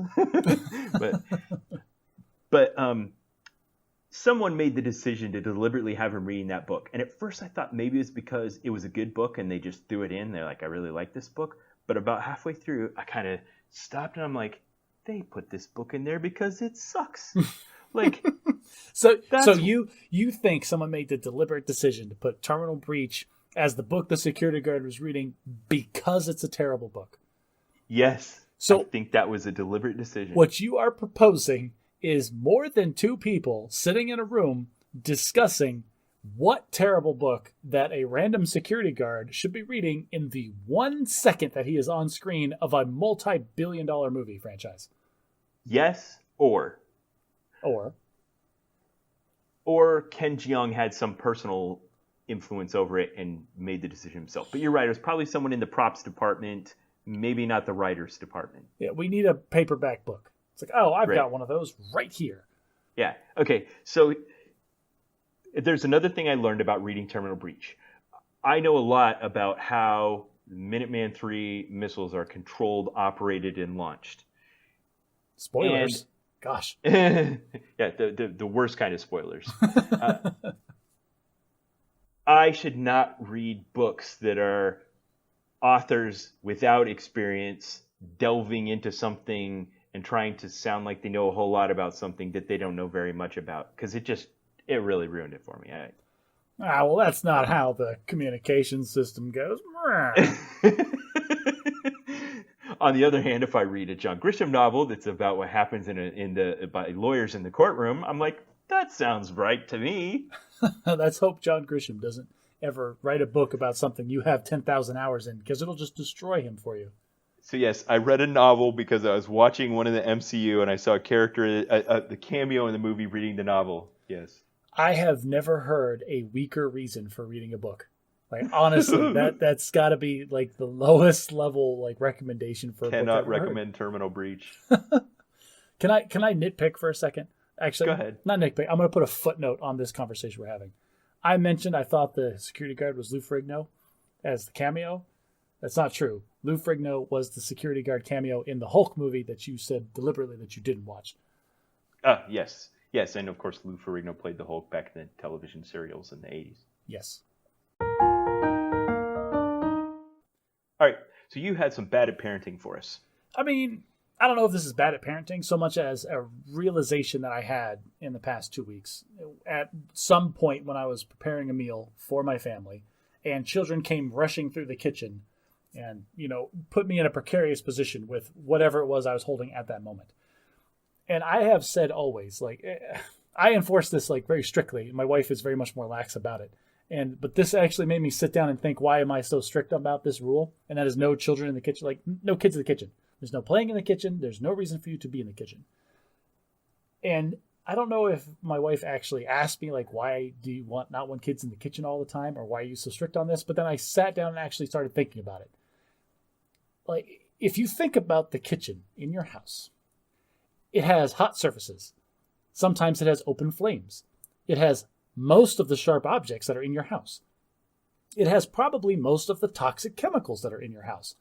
And it also contains probably the highest mess potential per cubic meter of anything else that's stored in the building. I just imagine, you see all those YouTube videos. So when you say it like that, it should be behind 3 secured doors with a pass card and 2-factor authentication. Well, yeah, any YouTube video you've ever seen of a kid getting in a flower, like that's a tiny bag that can make an enormous mess. And so there's just no reason. The potential for disaster is so high in the kitchen. There's no reason for kids to be running through, especially when you're preparing a meal. And so I was preparing a meal, and children were being children in the vicinity. And I came down kind of hard, like, you need to get out of the kitchen. I have fire right here, a knife in my hand, boiling liquid over here, and toxic chemicals within arm's reach.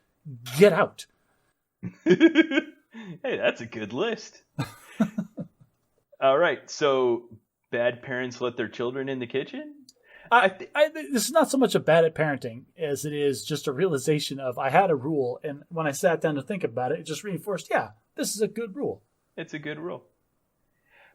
I've told you what mine is like that. No playing with doors. Playing with doors? A door is a fulcrum, a pivot, an inclined plane, and a shearing force in the hands of a very small person can sever a limb. I remember when you said that the first time on this podcast, and I thought to myself, well, I mean, doors can hurt you, but they're not that big a deal. But then you listed that list of things and made me realize that, the mechanical advantage that a child can receive by swinging a door is so great that the potential for disaster is very, very high. Yeah, if the kid has their fingers in the hinge side of the door and a child shuts the door, you could have an amputation. Yeah, and this is an excellent rule that I never would have thought of until you rattled off that list of mechanical engineering terms. So my bad at parenting this week is I want to revisit something I think I introduced on the second episode of Bad at Magic. So if you've got new listeners that haven't gone back that far, I want to give the 20-second version of what I call Ben's fundamental parenting theory. My fundamental parenting theory is that as a parent, I thought my objective was to teach my children to be obedient. And I realized very early on that was only the first of what I consider roughly 4 levels of development. So the first is say, yes, daddy, and do it, teaching my children to be obedient. The second is having them learn to be more involved in asking, what else can I do to help, instead of just only doing what they're told. The third level is figuring out themselves what needs to be done and doing it. And then the fourth level is once they've learned all that, they go out on their own, become adult, and they get to set their own priorities and figure out what needs to be done and do it. I mean, these are all, like, I always imagine this, because I'm a nerd, as like a vector. So like stage 1 being yes, daddy, and do it is just a point on the line. Like, this is where we're at. You go do this. Right. Then what else can I do to help? What else can I do to help is just recognizing that there is a line and that maybe they could contribute to the travel down the line. And then the third one being like, you don't have to be the one instigating the development down this vector. And then the fourth one being they need to define their own vector. Yes. Yeah, but the important part of the third one is still that they're working my priorities. Like, they're getting something clean because I want it clean. They're just not asking me how to do it. They're still, or when. Exactly. They're still on your vector, but they're recognizing that you don't have to be the one to initiate action. So here's my problem. Of my 5 children, How many, of my 6 how many children do you have, Ben? Like, I realize that I'm the worst parent here, but you just forgot a whole ahead of myself. You forgot a whole person. No, I got ahead of myself. Of my 6 children, 5 of them I've been able to keep them on this curve. Like, we've taken concrete steps along the way. I can see progression. I can see regression. I can define where they're at. One child I have has defied this thing the entire way. She's now 17 years old. And she has her whole life wanted to go straight to step 4. I don't want you, Mom or Dad, to define my priorities. I don't want to do something because you told me to do it. I definitely don't want to ask you what else needs to be done. And there's no way in heck I'm going to go figure out what needs to be done on my own and do it because that's what you want. So you're describing like a TV sitcom rebellious teenage daughter. Yeah, but if she was also independently motivated to, I don't know, get a tattoo or have a boyfriend or wear immodest clothing or something like that, then it would be the sitcom version. But in my version, it's just she just wants to sit in a room and not do anything. Yeah. You listed 3 of probably some of the mildest problems people have with teenage daughters. You recognize that, right? Those are all beyond where she is. Getting a tattoo, having a boyfriend, and I forgot the third one already. Oh, wearing immodest clothing. Well, I understand that you're a little more conservative than I am, but we're not talking like full, like dresses up to the neck and ankle length, right? No. Okay. I'm just talking about things that are meant to be deliberately provocative and sexy. But that's so I understand what you're saying, and no grown man wants to have their daughter dressing deliberately provocatively sexy. But there is definitely a middle ground where she feels good about herself, and that's the key. It's not necessarily a provocativeness. But you're missing my point. Am I? Okay. We haven't had conflicts on any of those 3 things. Oh. She doesn't want a boyfriend. She doesn't want to dress sexy, and I can't remember what the other one was. We're going to keep forgetting the third part of this list. Tattoo. Getting a tattoo. She doesn't want a tattoo. She just doesn't want to work my priorities. Okay, so what are her priorities? Have you asked her that? That's the problem. She doesn't have any right now. Well, of course she doesn't. She's 17.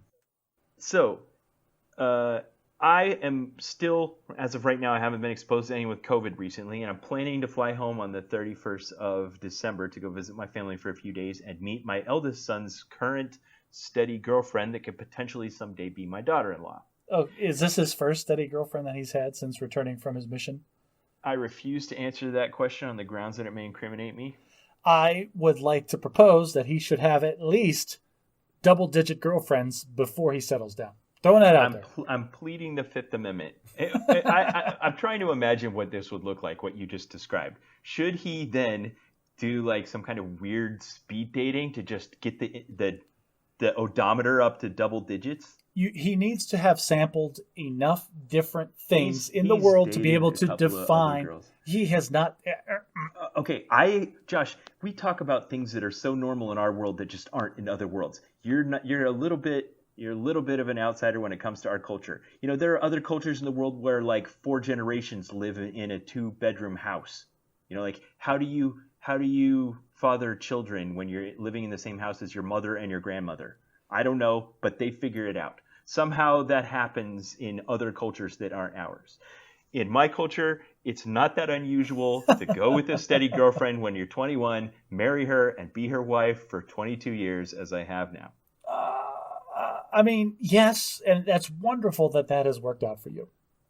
And if my son comes home and says, this is my girlfriend, and we've prayed about it, and we want to be married forever in the temple, I would welcome her into our family and expect that he would follow through on his promise. I am so terrified that is all right. So, all right, this might be a personal sticking point with me because this is a very hard lesson that I had to learn growing up.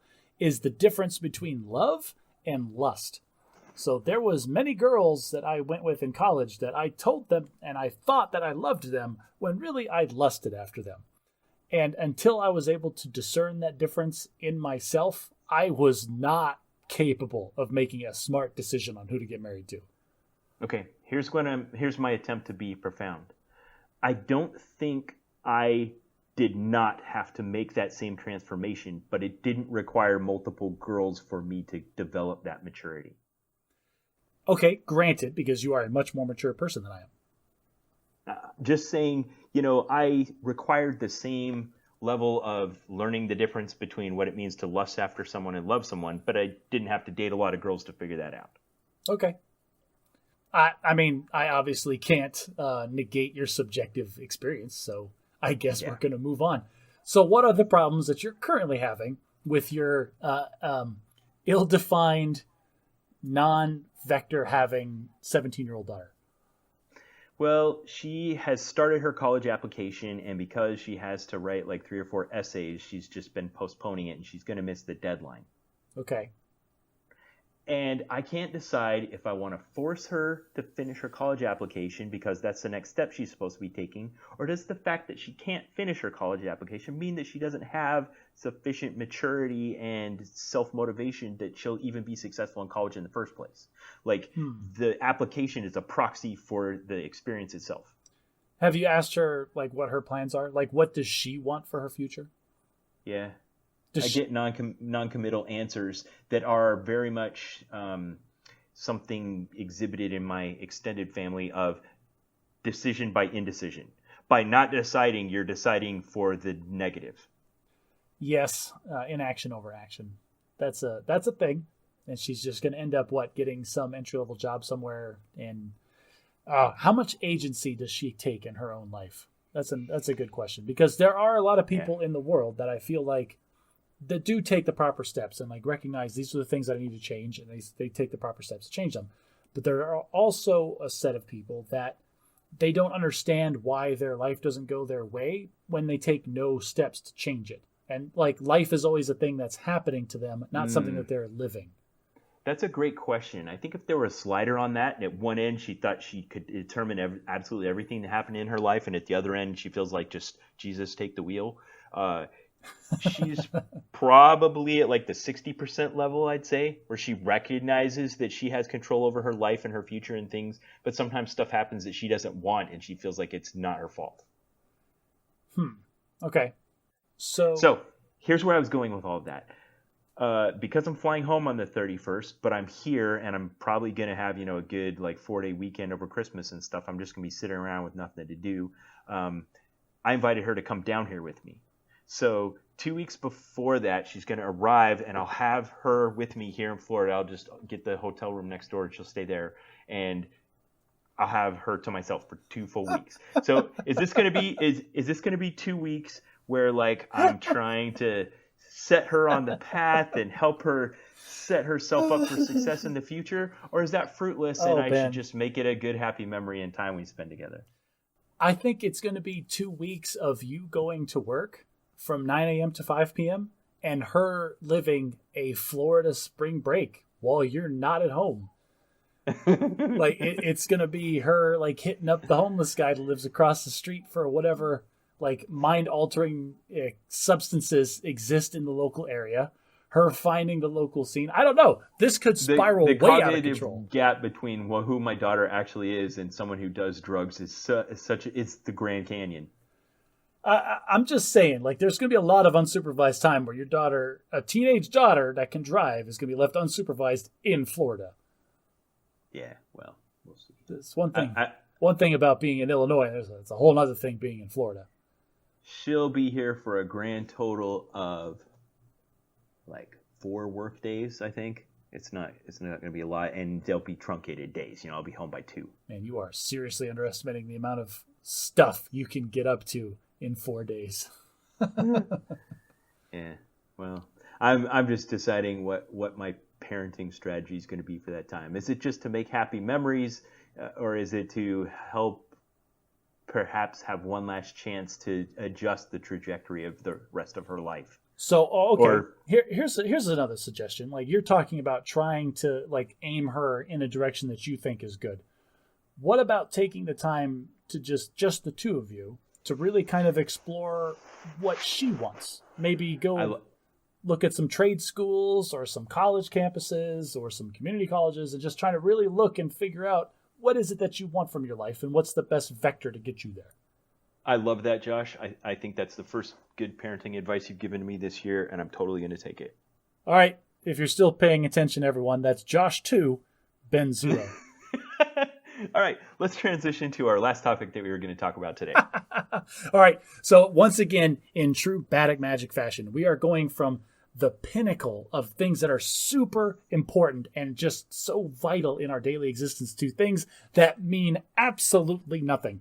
And we are going to discuss Minions. Yes, not the little yellow guys. In fact, the little yellow guys were frustrating me this week because while I was trying to do research about this, I couldn't find any actual good writing and background on this because of the little yellow guys. This was definitely one of the subjects where my very good memory for movies that I've seen came in handy because I didn't have to do internet searches. Like, I have this encyclopedia, like, okay, ask me what my daughter's birthday is, and I'm going to fudge the year probably. But man, boy, howdy, I can tell you how many people died in the third scene of the Patriot movie. Like, I don't know why. There's some things that stick in my brain and some things that don't, and the things that do are just not important.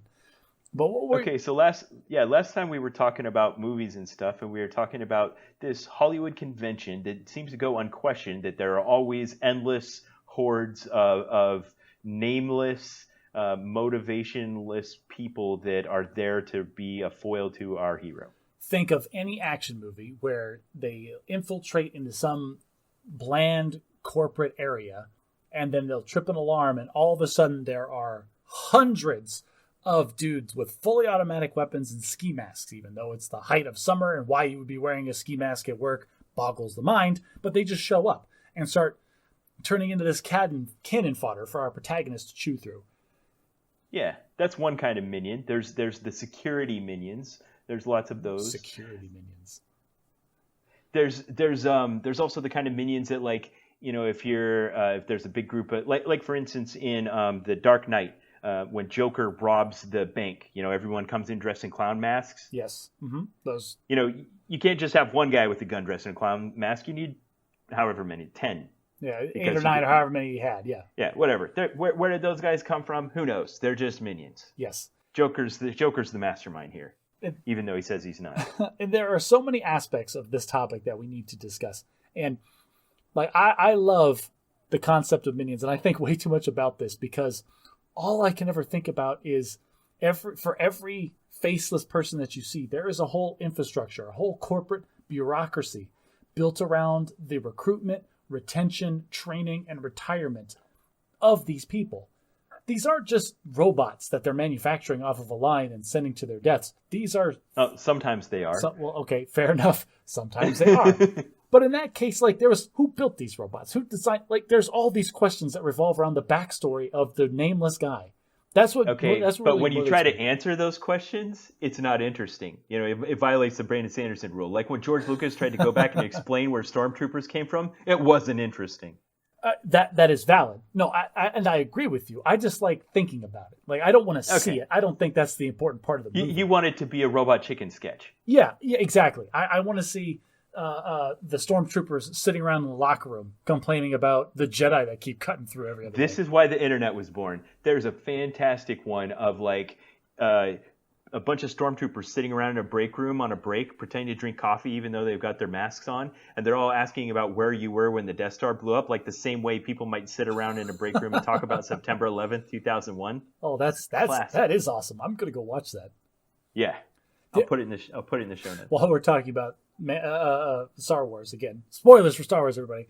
Have you seen the latest or that scene in The Mandalorian with the 2 bike stormtroopers at the beginning of the episode were just sitting there talking for like 5 minutes? Yes. I honestly thought that was a joke the first 5 minutes of that episode. And the best part is when one of them takes out his pistol and starts shooting at the can that's got to be 15 feet from him. And he keeps missing. And he keeps missing. The other guy like scoffs at him and pulls out his pistol and he can't hit it either. Like, oh, that's just so good. So another type of notorious minion, good guy minion, are red shirts in the Star Trek universe. Now, people that don't know think just red shirts mean you're going to die, but the red shirt, the color of the uniforms in the Star Trek universe indicates a role on the ship, and the red guys are security. So they are like the Marines. They're the troops of the ship. But in the classic and maybe one of the best Star Trek films, Galaxy Quest, one of our named characters actually gets put into a red uniform. He's like, wait a minute, I can't wear this uniform. I don't want to die. Yeah, I don't even have a last name. Like, I'm security officer number 4. Sam Rockwell. It's the same actor that plays Justin Hammer in the Marvel Cinematic Universe. Yes. But that film is so great in that it's aware of the conventions and the jokes, and it's a bit of a send-up, but it's also a love letter. But it is kind of questioning, like, why do we have these characters that we just send off into battle so that there's some kind of death toll, but we don't want to get attached to them, so we don't know their names? Like, what are they there for? Yes. All right, the away party will consist of Mr. Data, Commander Riker, and Junior Ensign Bob. Like, go get them. I'm sure you'll be fine. And they use, like, the Star Trek uses the red shirts as a trope, as a way of just escalating the tension or demonstrating somebody has to die, but it can't be one of the officers. Exactly. Like, we have to see how dangerous it is down on the surface of this planet and how high the stakes are. Okay, so we'll put that on our list. That's one of the plot devices that a minion solves, showing that the stakes are high. Okay, well then the other one for the other side of this coin, talking specifically stuff people like Stormtroopers versus Jedi, is we have the security minion that serves, the only purpose they serve is to show the competence of the protagonist and to give us a cool visual scene of our protagonist doing what we want them to do, and that is kick butt and take names. Yeah, so while I was researching this, I found a website entirely dedicated to giving the on-screen body count of every movie ever. Oh, that would be... if you start listing those numbers, this is going to be terrifying, how mass murdery our heroes get. And they defy the movies that try to define their own body count when, like a character rattles it off or something like that. They have their own rules on the website. Like, it has to have been a death that occurred on screen, and it has to be relatively certain that it was an actual death. But, a movie like Rambo, where he's just infiltrating some enemy POW camp, and there's just hordes of baddies with machine guns, and like you said, they're just there to show how awesome our hero is. Yeah. We just want to see the scene where Rambo's standing on top of, I don't know, a small hill or a pile of empty shells and just keeps firing the never needing to be reloaded M60 into guys that just can't figure out, hey, he's still shooting, maybe I should take cover. Okay, so minions show that the stakes are high. They show that they show that the good guy is awesome. What other purposes do they serve? I think that's it. I think their whole purpose is just to be killed. Now, as a tangential thing, I will say that in other forms of media, we have lots of minions as well. In video games, I've noticed this for a long time, and I've mentioned it before.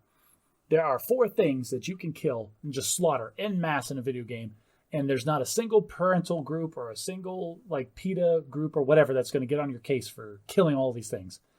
It's robots, zombies, aliens, and Nazis. Nobody cares how many Nazis you slaughter in a video game. No one's ever going to complain about that. Oh, okay. I'm trying to fulfill my role as your foil on this podcast, and I cannot disagree with what you just said. I'm thinking a little bit about when Wolfenstein 3D first came out and first-person shooters started to become a thing, and it was a little bit controversial. But you're right. When they first took their first fledgling step into the gory first-person shooter, and there was the first blood, as it were, in grainy, low-resolution video games, it was Nazis they were shooting. And people complained about the gore, and people complained about the violence, but nobody complained about murdering people en masse because, those are Nazis. If my kid went out and slaughtered a bunch of Nazis after school, I'd probably be okay with it. Okay. So But again, it still plays on those two things. It's either to show that the stakes are high, or that it's to show how awesome the hero is. And you don't. The same kind of thing happens in video games. Like sometimes you want to play a video game, you want to feel like a superhero, and so you end up in a situation where they throw hordes of bad guys at you, and you just mow them all down. At the end of it, you just feel good. Like, yeah, take that. It increases the stakes. I mean, when you see more minions, you're like, oh, this is serious. The only time I've ever experienced like the opposite of what you just said, there was an old game. It was a Star Wars game where you start the game as a first-person shooter where you're just like a guy. But as the game goes on, you figure out that your character is force sensitive and you get a lightsaber and you start learning force powers. By the end of the game, you're so good at deflecting shots. And the game implements it great because you don't have to do anything. If like bullets are being fired at you, your character automatically deflects them back to their source. Mm-hmm. I remember one of the last stages of the game, you open a door into a hangar, and the hangar had to have 200 or 300 people in it, all with their guns like drawn and aimed at you. And you're like, no problem. My character was standing in this door, and I was like, I'm going to go get a sandwich. And he was just standing there deflecting the bullets. And I got up, left my room, got a soda, came back, and half the people were dead from deflected blaster bolts. Awesome. Okay, so that's why audiences just let filmmakers get away with this. We don't question it. You don't have a bunch of minions show up, and you don't really go in your mind like, why are those minions there?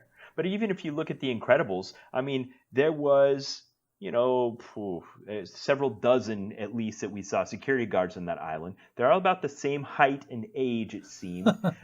And this is like a deserted island in the middle of the ocean. Yeah, there is an active volcano. This is what I'm talking about when I start getting interested in the logistics. Because not only do you have a fully trained and staffed security detail, none of which are wearing name tags and they're all wearing masks. Like, first of all, how do you get somebody to agree to wear a full face mask all the time as part of their job? Never mind. We're going too deep into that.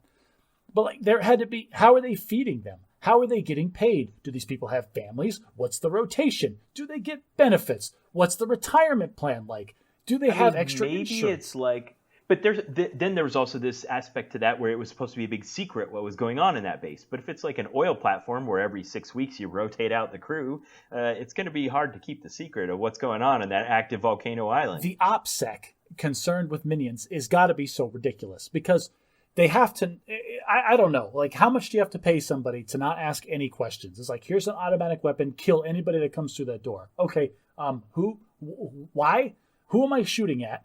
Are they good guys? Are we the baddies? Like, remember that sketch? Like, are we the bad guys? Like, at what point either you're paying these people so ludicrously that they just don't ask any questions, or they have to know enough and agree and buy into the organization's goals and things. So yeah, because once the hero shows up, it probably becomes apparent pretty fast that they're outmatched. Or not even that. Imagine if it's just a police raid. Imagine like somebody busts in and there's like 6 guys with FBI on the front of their uniforms. Right. Do they start shooting at the feds? Yeah. So either they're getting paid ludicrously to the point where they don't have to worry about like being prosecuted by the law, or they buy into the organization so much that they're willing to break the law, which then indicates that they know enough about the organization to be a threat to security if they got arrested. Okay, that just made me realize one category of minions where we don't question that, and that is like crime movies, where you've got like your main characters are like the high up mobsters and police and stuff like that, but you've got the minions, and you kind of understand their motivation. They're criminals. They want to work their way up in the organization. They want to earn the trust of the crime lord. The guys that they know they're the bad guys, and they accept that for whatever reason. And they recognize that maybe taking on a little bit of personal risk will increase their standing in the organization and therefore give them power and wealth. Theoretically, you would hope that being a criminal pays better than equivalent work on the legit side. So that's got to be a monetary motivation there. I agree with that. I'm sure that's probably sound economic theory, that there's a premium that's paid to offset the increased risk. Wow, man, I'm so happy that you put it that way. Like this is great economic theory coming out here. Bad at magic, top shelf, everyone. So we don't always have unnamed minions. There are minions that I think pretty much classify as minion. So while we were discussing this, I was trying to think, what's the difference between our evil mastermind and the rank and file minions? And I think it's who has the motivation? Who is the source of the drive for the organization? Like Joker, after he robs that bank and gets all that money, he sets it on fire. Okay, so what you're discussing is, there's different levels of the organization that we're talking about in fiction specifically. Typically, what we see on screen is we have our rank and file minions, just the cannon fodder, no names, most of the time no faces, and they just get slaughtered. We have a next level up, and that's kind of the henchman area. Think all of the named characters in the Bond films. Think number 2 from Austin Powers. The guy with the razor top hat, or Oddjob. Oddjob, or the really tall guy with the Jaws. Yeah, Jaws. There you go. Yeah. So presumably, like those are mostly combat henchmen you're talking about, and they're they don't have a motivation other than to do what they're told. Yes, they're still kind of rank and file, but they have some distinguishing characteristic that sets them apart. That they've earned a name tag in this organization almost, and we have to assume that's through effectiveness, because they always have that little montage where they show, like, oh, I'm gonna whip my hat and kill this statue for no reason. It's like, I'm so intimidating. It's like, well, and nobody questioned why Jaws is good. But of course, there's a ton of those in across all of fiction. But one that came up. Go ahead. I thought we were trying to define the levels. Then what you were talking about is then above the henchmen we have like the actual villains, the person that sets the vectors or the priorities and the mission, the person with the vision and the ability to create the organization or whatever they're working for to achieve the evil objectives that they have. Yeah.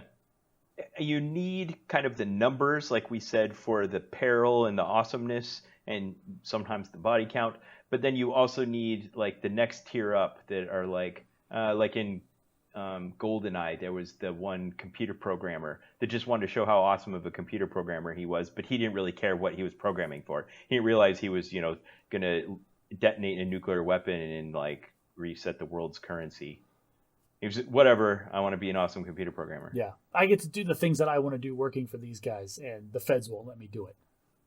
Yeah. So one that came up in our text back and forth on this week was Arnim Zola in the Marvel Cinematic Universe.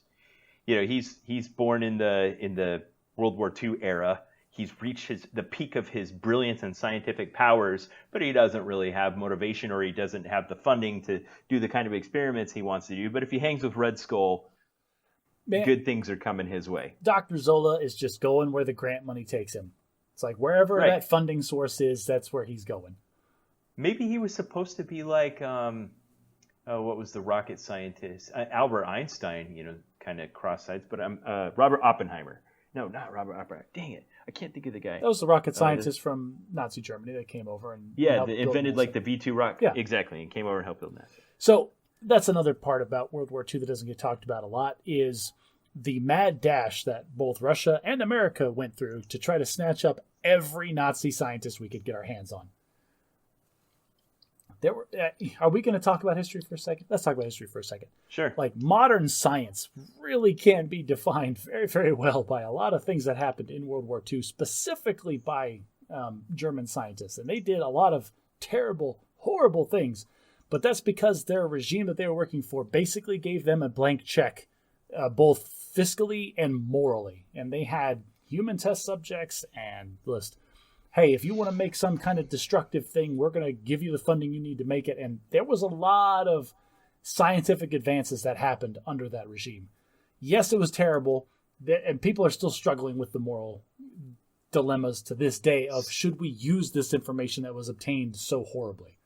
So one of the movies in the Marvel Cinematic Universe tried to deal with this. I don't know if you remember this, but it was in Thor Ragnarok. When Hela comes back to Asgard, she throws those blades at the ceiling and knocks down the fresco that's been replaced over the old one that showed her father being a peaceful, benevolent ruler, and it revealed their past of conquest and war and destruction that built the glory that is Asgard. Yes. And they try to lock her and all of her soldiers and all of her minions away. Right. Just pretend that didn't exist. Oh, but we're done with that. Like, the whole idea was that she never got out of the conquering phase into the ruling phase like Odin did. And it's like, oh, well, you're just not growing up, so we're going to banish you forever. Yeah. But she needed minions as well, so she went down in the basement and used the flame to wake up the zombie army. And the big wolf, which did not get enough screen time. Yeah. And so, you can still maintain your PG-13 rating when you're cutting the heads off of... Nobody cares how many zombies you kill. I said that earlier. Okay, so... Tangent. I am willing to pay box office prices to watch Thor slaughter zombies en masse to Led Zeppelin all day. Like, the whole movie could have been that soundtrack in slow motion. It would have been great. Yeah. I was watching Ant-Man. I also realized it has minions. There's like the crime minions. There's the fortress minions. The ants serve as minions, and that's like good guy minions. But the fact that they're ants kind of makes it not so bad when they're like getting eaten by seagulls or stepped on or like ground into engines or electrocuted or... Yeah, isn't that funny how it changes when they name him? It's like, oh, Anthony, no! And it's like, oh, no, not Anthony. Wait, it's an ant. Why do we care? Yeah. Because he had a saddle on. I think we've already discussed that Ant-Man just completely starts falling apart when you start thinking about how they could have used their shrinking technology instead. Yeah. The ants are almost inconsequential to the fact that he can shrink and make things bigger. No. So, okay. One of the interesting things I think we were doing with the Minion discussion offline was we were trying to do the bad at magic thing where we put numbers and logic and graphs and charts and Venn diagrams to everything. Yes. All right. And so you were talking specifically. We were trying to make a Gantt chart. Yeah, we worked not a Gantt chart. What's it called? The quadrant diagram. Like a scatter plot. Yeah. Like, we worked diligently to try to create an XY axis that we could plot the different types of minions on. And then we had a lot of interesting discussions about a potential Z axis. We're not going to start with that. We're going to start with our X and our Y, and we're going to start going through some of the most iconic minions and just throw them on this chart real quick. Yeah, so the reason I brought this up was I remember infographic I'd seen about zombies, and it basically picked out the favorite zombie genres, and it was beautiful. It showed on one axis, the x-axis, the speed of the zombies, like how fast are they, and then on the y-axis, the intelligence of the zombies, how smart are they, and then it kind of classified them by whether they're undead, whether they're sick humans, or whether like I don't know, they had an alien suck on their face or whatever, so all those different kinds of things. And then the most dangerous zombies are the ones that are both fast and smart, and the least dangerous zombies are the ones that are slow and unintelligent. Yes. Those are like the ones in Zombieland, which are just almost a game and fun to deal with. So as we were discussing this, we're like, well, if we were going to make one of these infographics for Minions, what would our axes be? And I think we stuck with... no, we didn't. We actually changed both of them. One of the x-axis was effectiveness, right? Was that what it was? Yeah.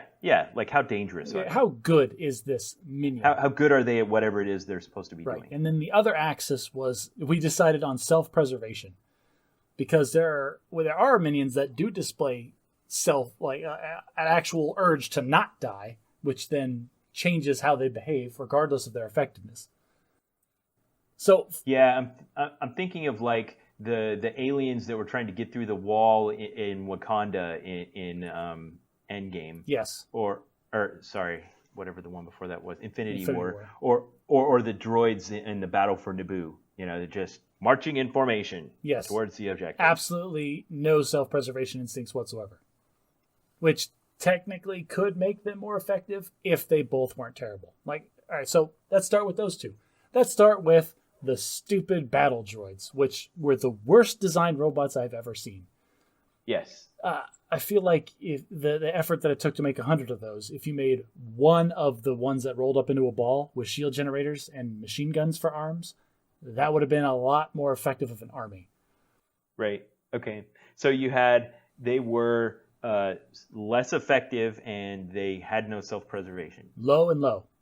So they live solidly in the bottom of our chart here.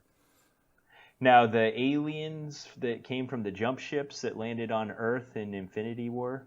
I'm going to say they had absolutely no self-preservation instinct whatsoever. We saw that.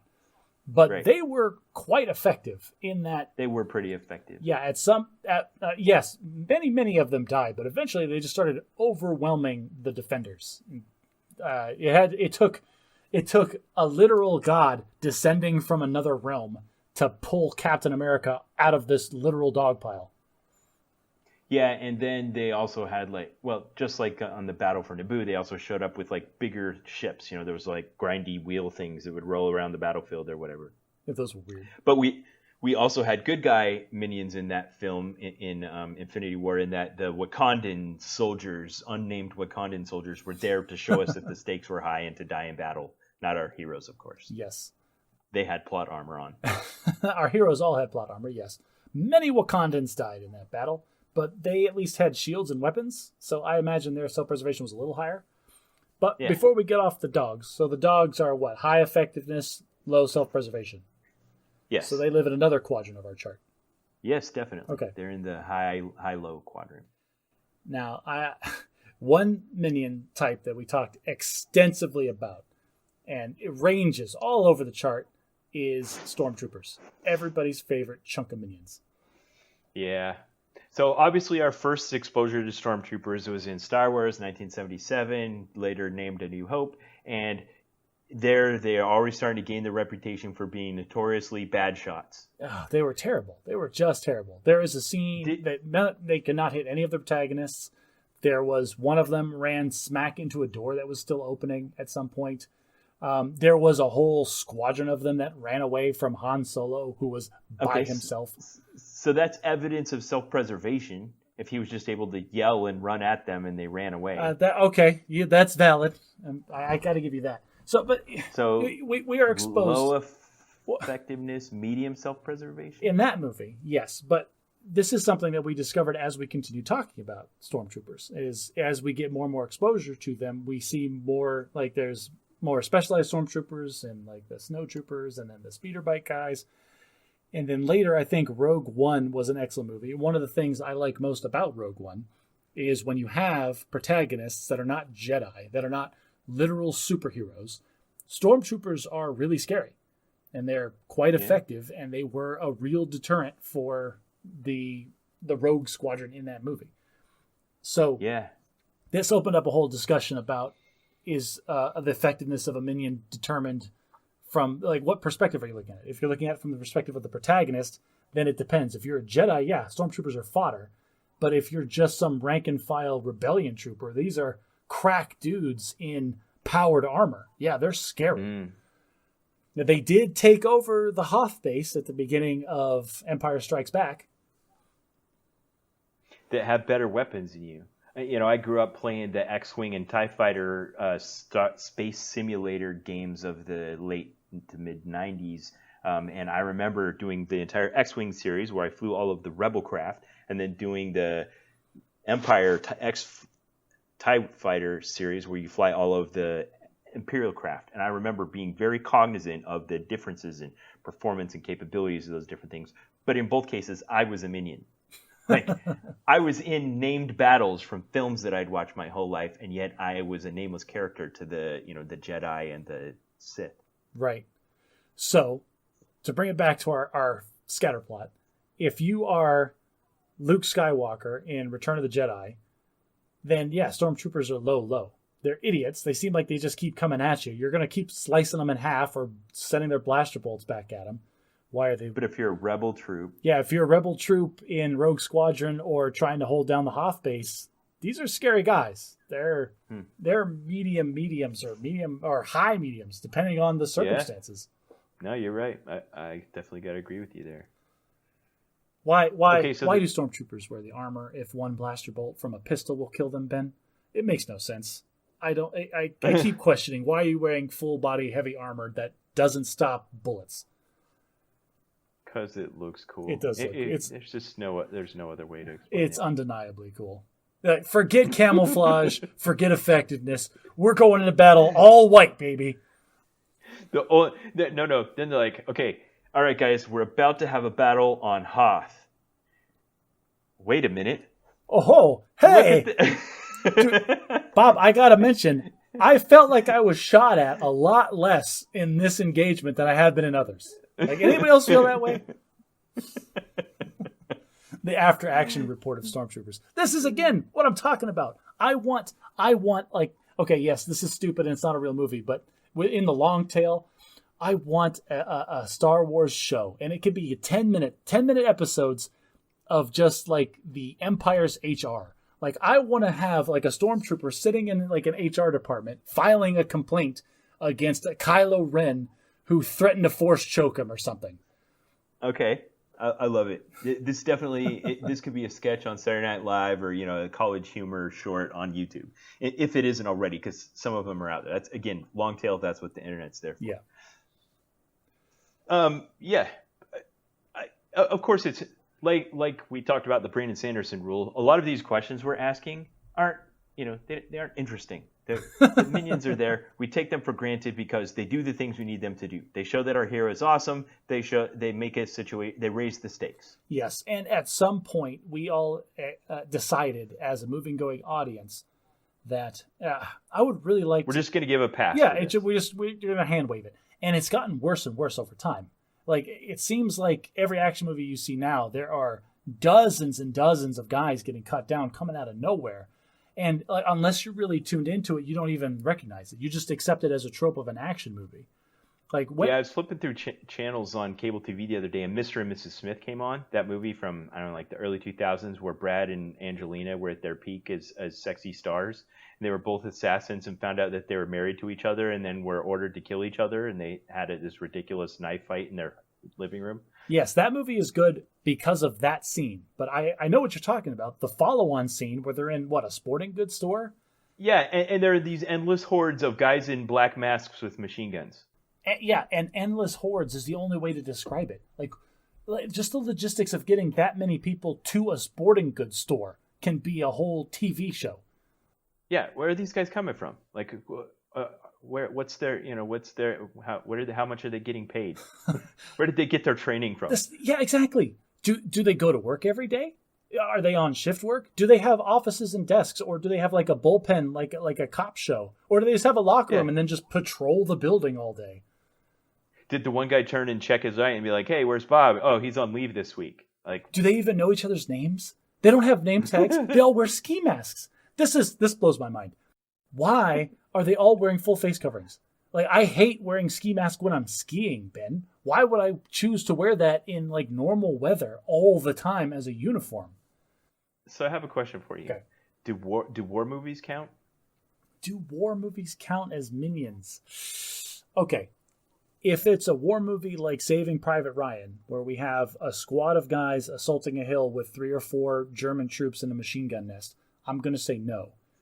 If it's a war movie like Rambo 3, where he by himself infiltrates some Taliban building that has hundreds of dudes and he somehow slaughters half of them on his own, then yes, those count as Minions.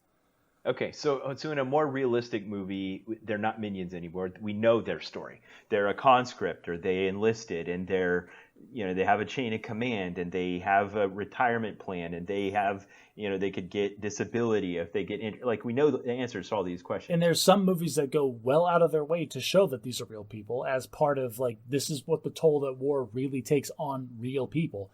Saving Private Ryan is a great example where they have that guy digging his own grave and they have a huge blow up over whether or not they're going to actually kill him at the end of it. Yeah. Wow, that just got a little deep for me because I'm watching a war movie right now. You interrupted me in the middle of it. It's Lone Survivor with Mark Wahlberg, and it's set in Afghanistan in the mid-2000s. And I hadn't seen it before, but there's, the Taliban are almost serving in fact, the movie's cheating a little bit, and I'm going to give them the movie sin for it.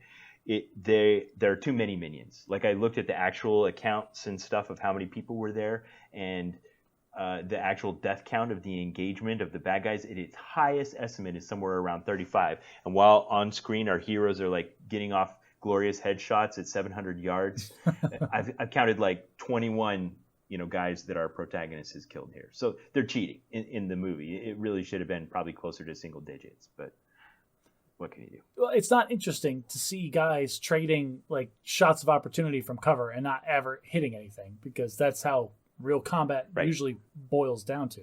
Right, exactly. You're just shooting off in the direction to keep their head behind things you can try to get away or make it. Or maneuver or flank or whatever it is that the army guys do so well. Yeah, but in this, it's pop up over a rock and get 2 headshots. Because they're serving the purpose of demonstrating the awesomeness of the protagonist.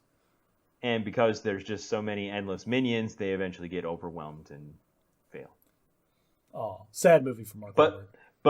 But because it's based on real life, they can't get away from some of the realities of what actually happened. Like, for instance, they sent in a couple of Chinook helicopters without adequate air support. They didn't have some Apaches there, and the Chinook took a rocket-propelled grenade and went down and killed everyone on board. That's another movie trope. Like, helicopters can get shot down by just AK-47s. Like, helicopters are very delicate and intricate machines. It doesn't take an RPG to take them out of the sky. Yeah. Well, and it probably wasn't as dramatic as they showed it in the movie, but yeah. Okay, so war movies... the people in war movies are not minions if they are if the war movie is more realistic, and if it's less realistic, then they cross over from being enlisted troops in a battle to being whatever this fictional plot device is that makes our hero look awesome. I want to see that in a normal action movie, like where you have the protagonist going through the corporate security minions that you see all the time. I want them to jump cut to one of the minions on the ground, like holding in his guts on the side of his thing, pulling a letter out of his vest, handing it to one of the other nameless minions, like, "Tell Betty that I'll miss her," or just some humanizing moment. You know what I mean? Yeah, I didn't know where you were going with that, but the image of imagining like the dramatic scene of someone dying in a war movie set in like some corporate security guard is really kind of a funny juxtaposition. Well done. Well, this the thing, like that they would never happen, because then it's like it would immediately suspend the disbelief and be like, "Oh crap, these are real people that our protagonist is just butchering." Yeah, so there's one convention of these that's we've also taken for granted, and that is that the protagonist only has to punch the minions the exact amount of time that they need to in order for them to be unconscious so that they can keep moving, and then they will never again regain consciousness on camera. They will never be a problem again. They will never like call in for backup or start like reporting positions of the enemy. Yeah, at no point will they contribute to the downfall of the protagonist ever again. I'm imagining Iron Man 1 when Natalie's going down the hallway spinning around everyone's necks and and stuff like that. And then Happy punches out the one guy and he's like, "I did it." And he turns and looks down the hallway and there's like 14 guys all just like laid out. That's all they were there for, was to show that she's awesome. None of them are supposed to wake up or present any additional problem for the rest of the movie. This is something that show Archer does really well, is whenever any of the characters gets knocked unconscious, which happens all the time, they're always very cognizant of, "Oh man, are you okay? Like being knocked unconscious is super bad for you." It's like, "Yep, I got a CAT scan on Monday." And like they take it very seriously. I love it. All right, there's one other kind of minion we need to talk about, and that's the little yellow guys. The actual minions? Yeah. Like, what are they?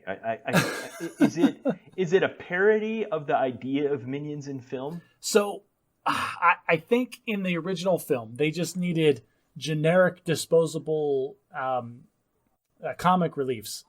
And like they get experimented on and they die horribly.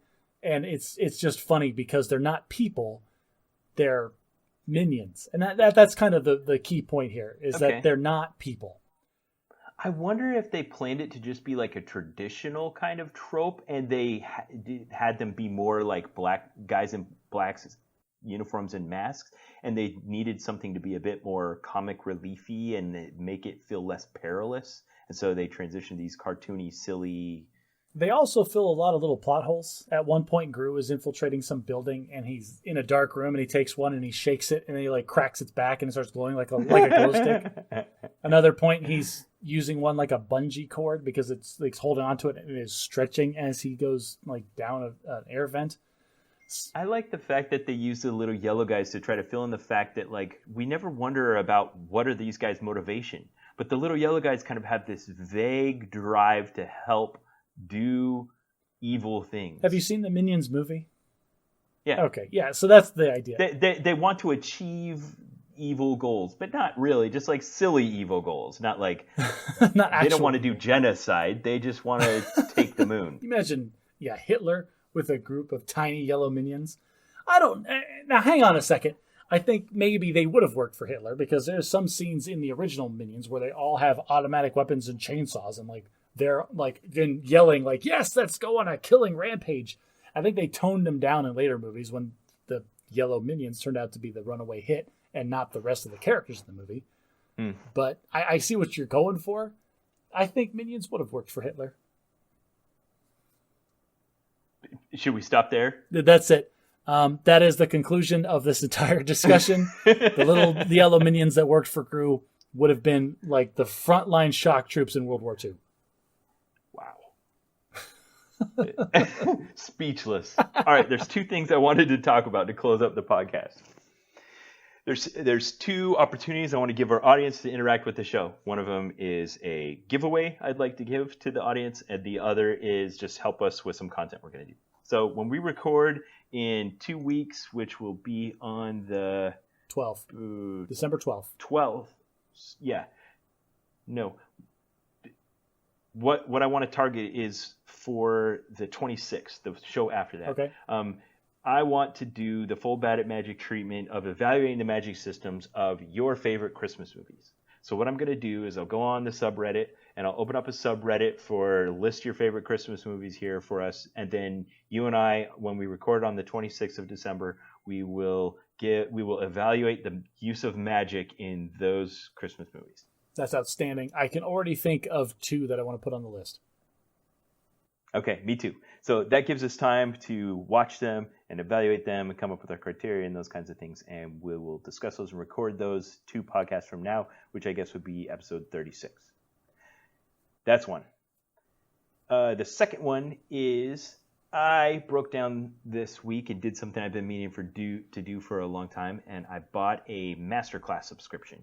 And some kind of holiday promotion the masterclass company is doing is that when you buy a subscription, then they give you a code for a second subscription to give away for free to a friend. And I would like to offer that masterclass subscription. It's a 1-year subscription, probably worth about $100 for you to be able to go on unlimited access to all of their awesome content on their website, to have Steve Martin teach you how to be a comedian, or Gordon Ramsay teach you how to be a cook, or who are some of the other people? There's famous dancers and singers and anything you can imagine. So if you want to learn something new. So Josh and I talked about this, and I think how I want to do this is I'm not going to give you very much time. So this will only be to our avid listeners who listen within a short amount of time from when this comes out. So I'm guessing this podcast will go live on probably maybe the 30th of November, the 1st of December, and I'm going to give you 10 days till the 11th of December. When this podcast goes live on the 11th of December, what was it we decided we were going to have them do? Bad at parenting. Ah, yes. Okay, so go on, I'm going to set up a separate thread for this on the subreddit, and I'm inviting you to share your best Bad at Parenting story, and the winner we will share on the podcast, and I will send you the code for the free masterclass subscription. All right, to summarize, the TLDR of all that is you have until December 25th, until Christmas Day, to put your suggestions for Ben and I to go watch a Christmas movie, because we are going to rate the magic used in Christmas movies. By December 11th, you have an opportunity of submitting a bit for Bad at Parenting, your best Bad at Parenting story. And teenagers or people that don't have any children, you have parents, so you have Bad at Parenting stories too. Submit those to the Reddit by December 11th, and the one that we find the most amusing we will share on the podcast with permission, and that person will win a 1-year subscription to Masterclass. And that's it. So that's a way of saying, one, inviting you to participate in the show, because we like that you're out there and we want to interact with you. And we also want to give back and share with you something. So if you find what we do enjoyable, share it with a friend. And thanks for listening.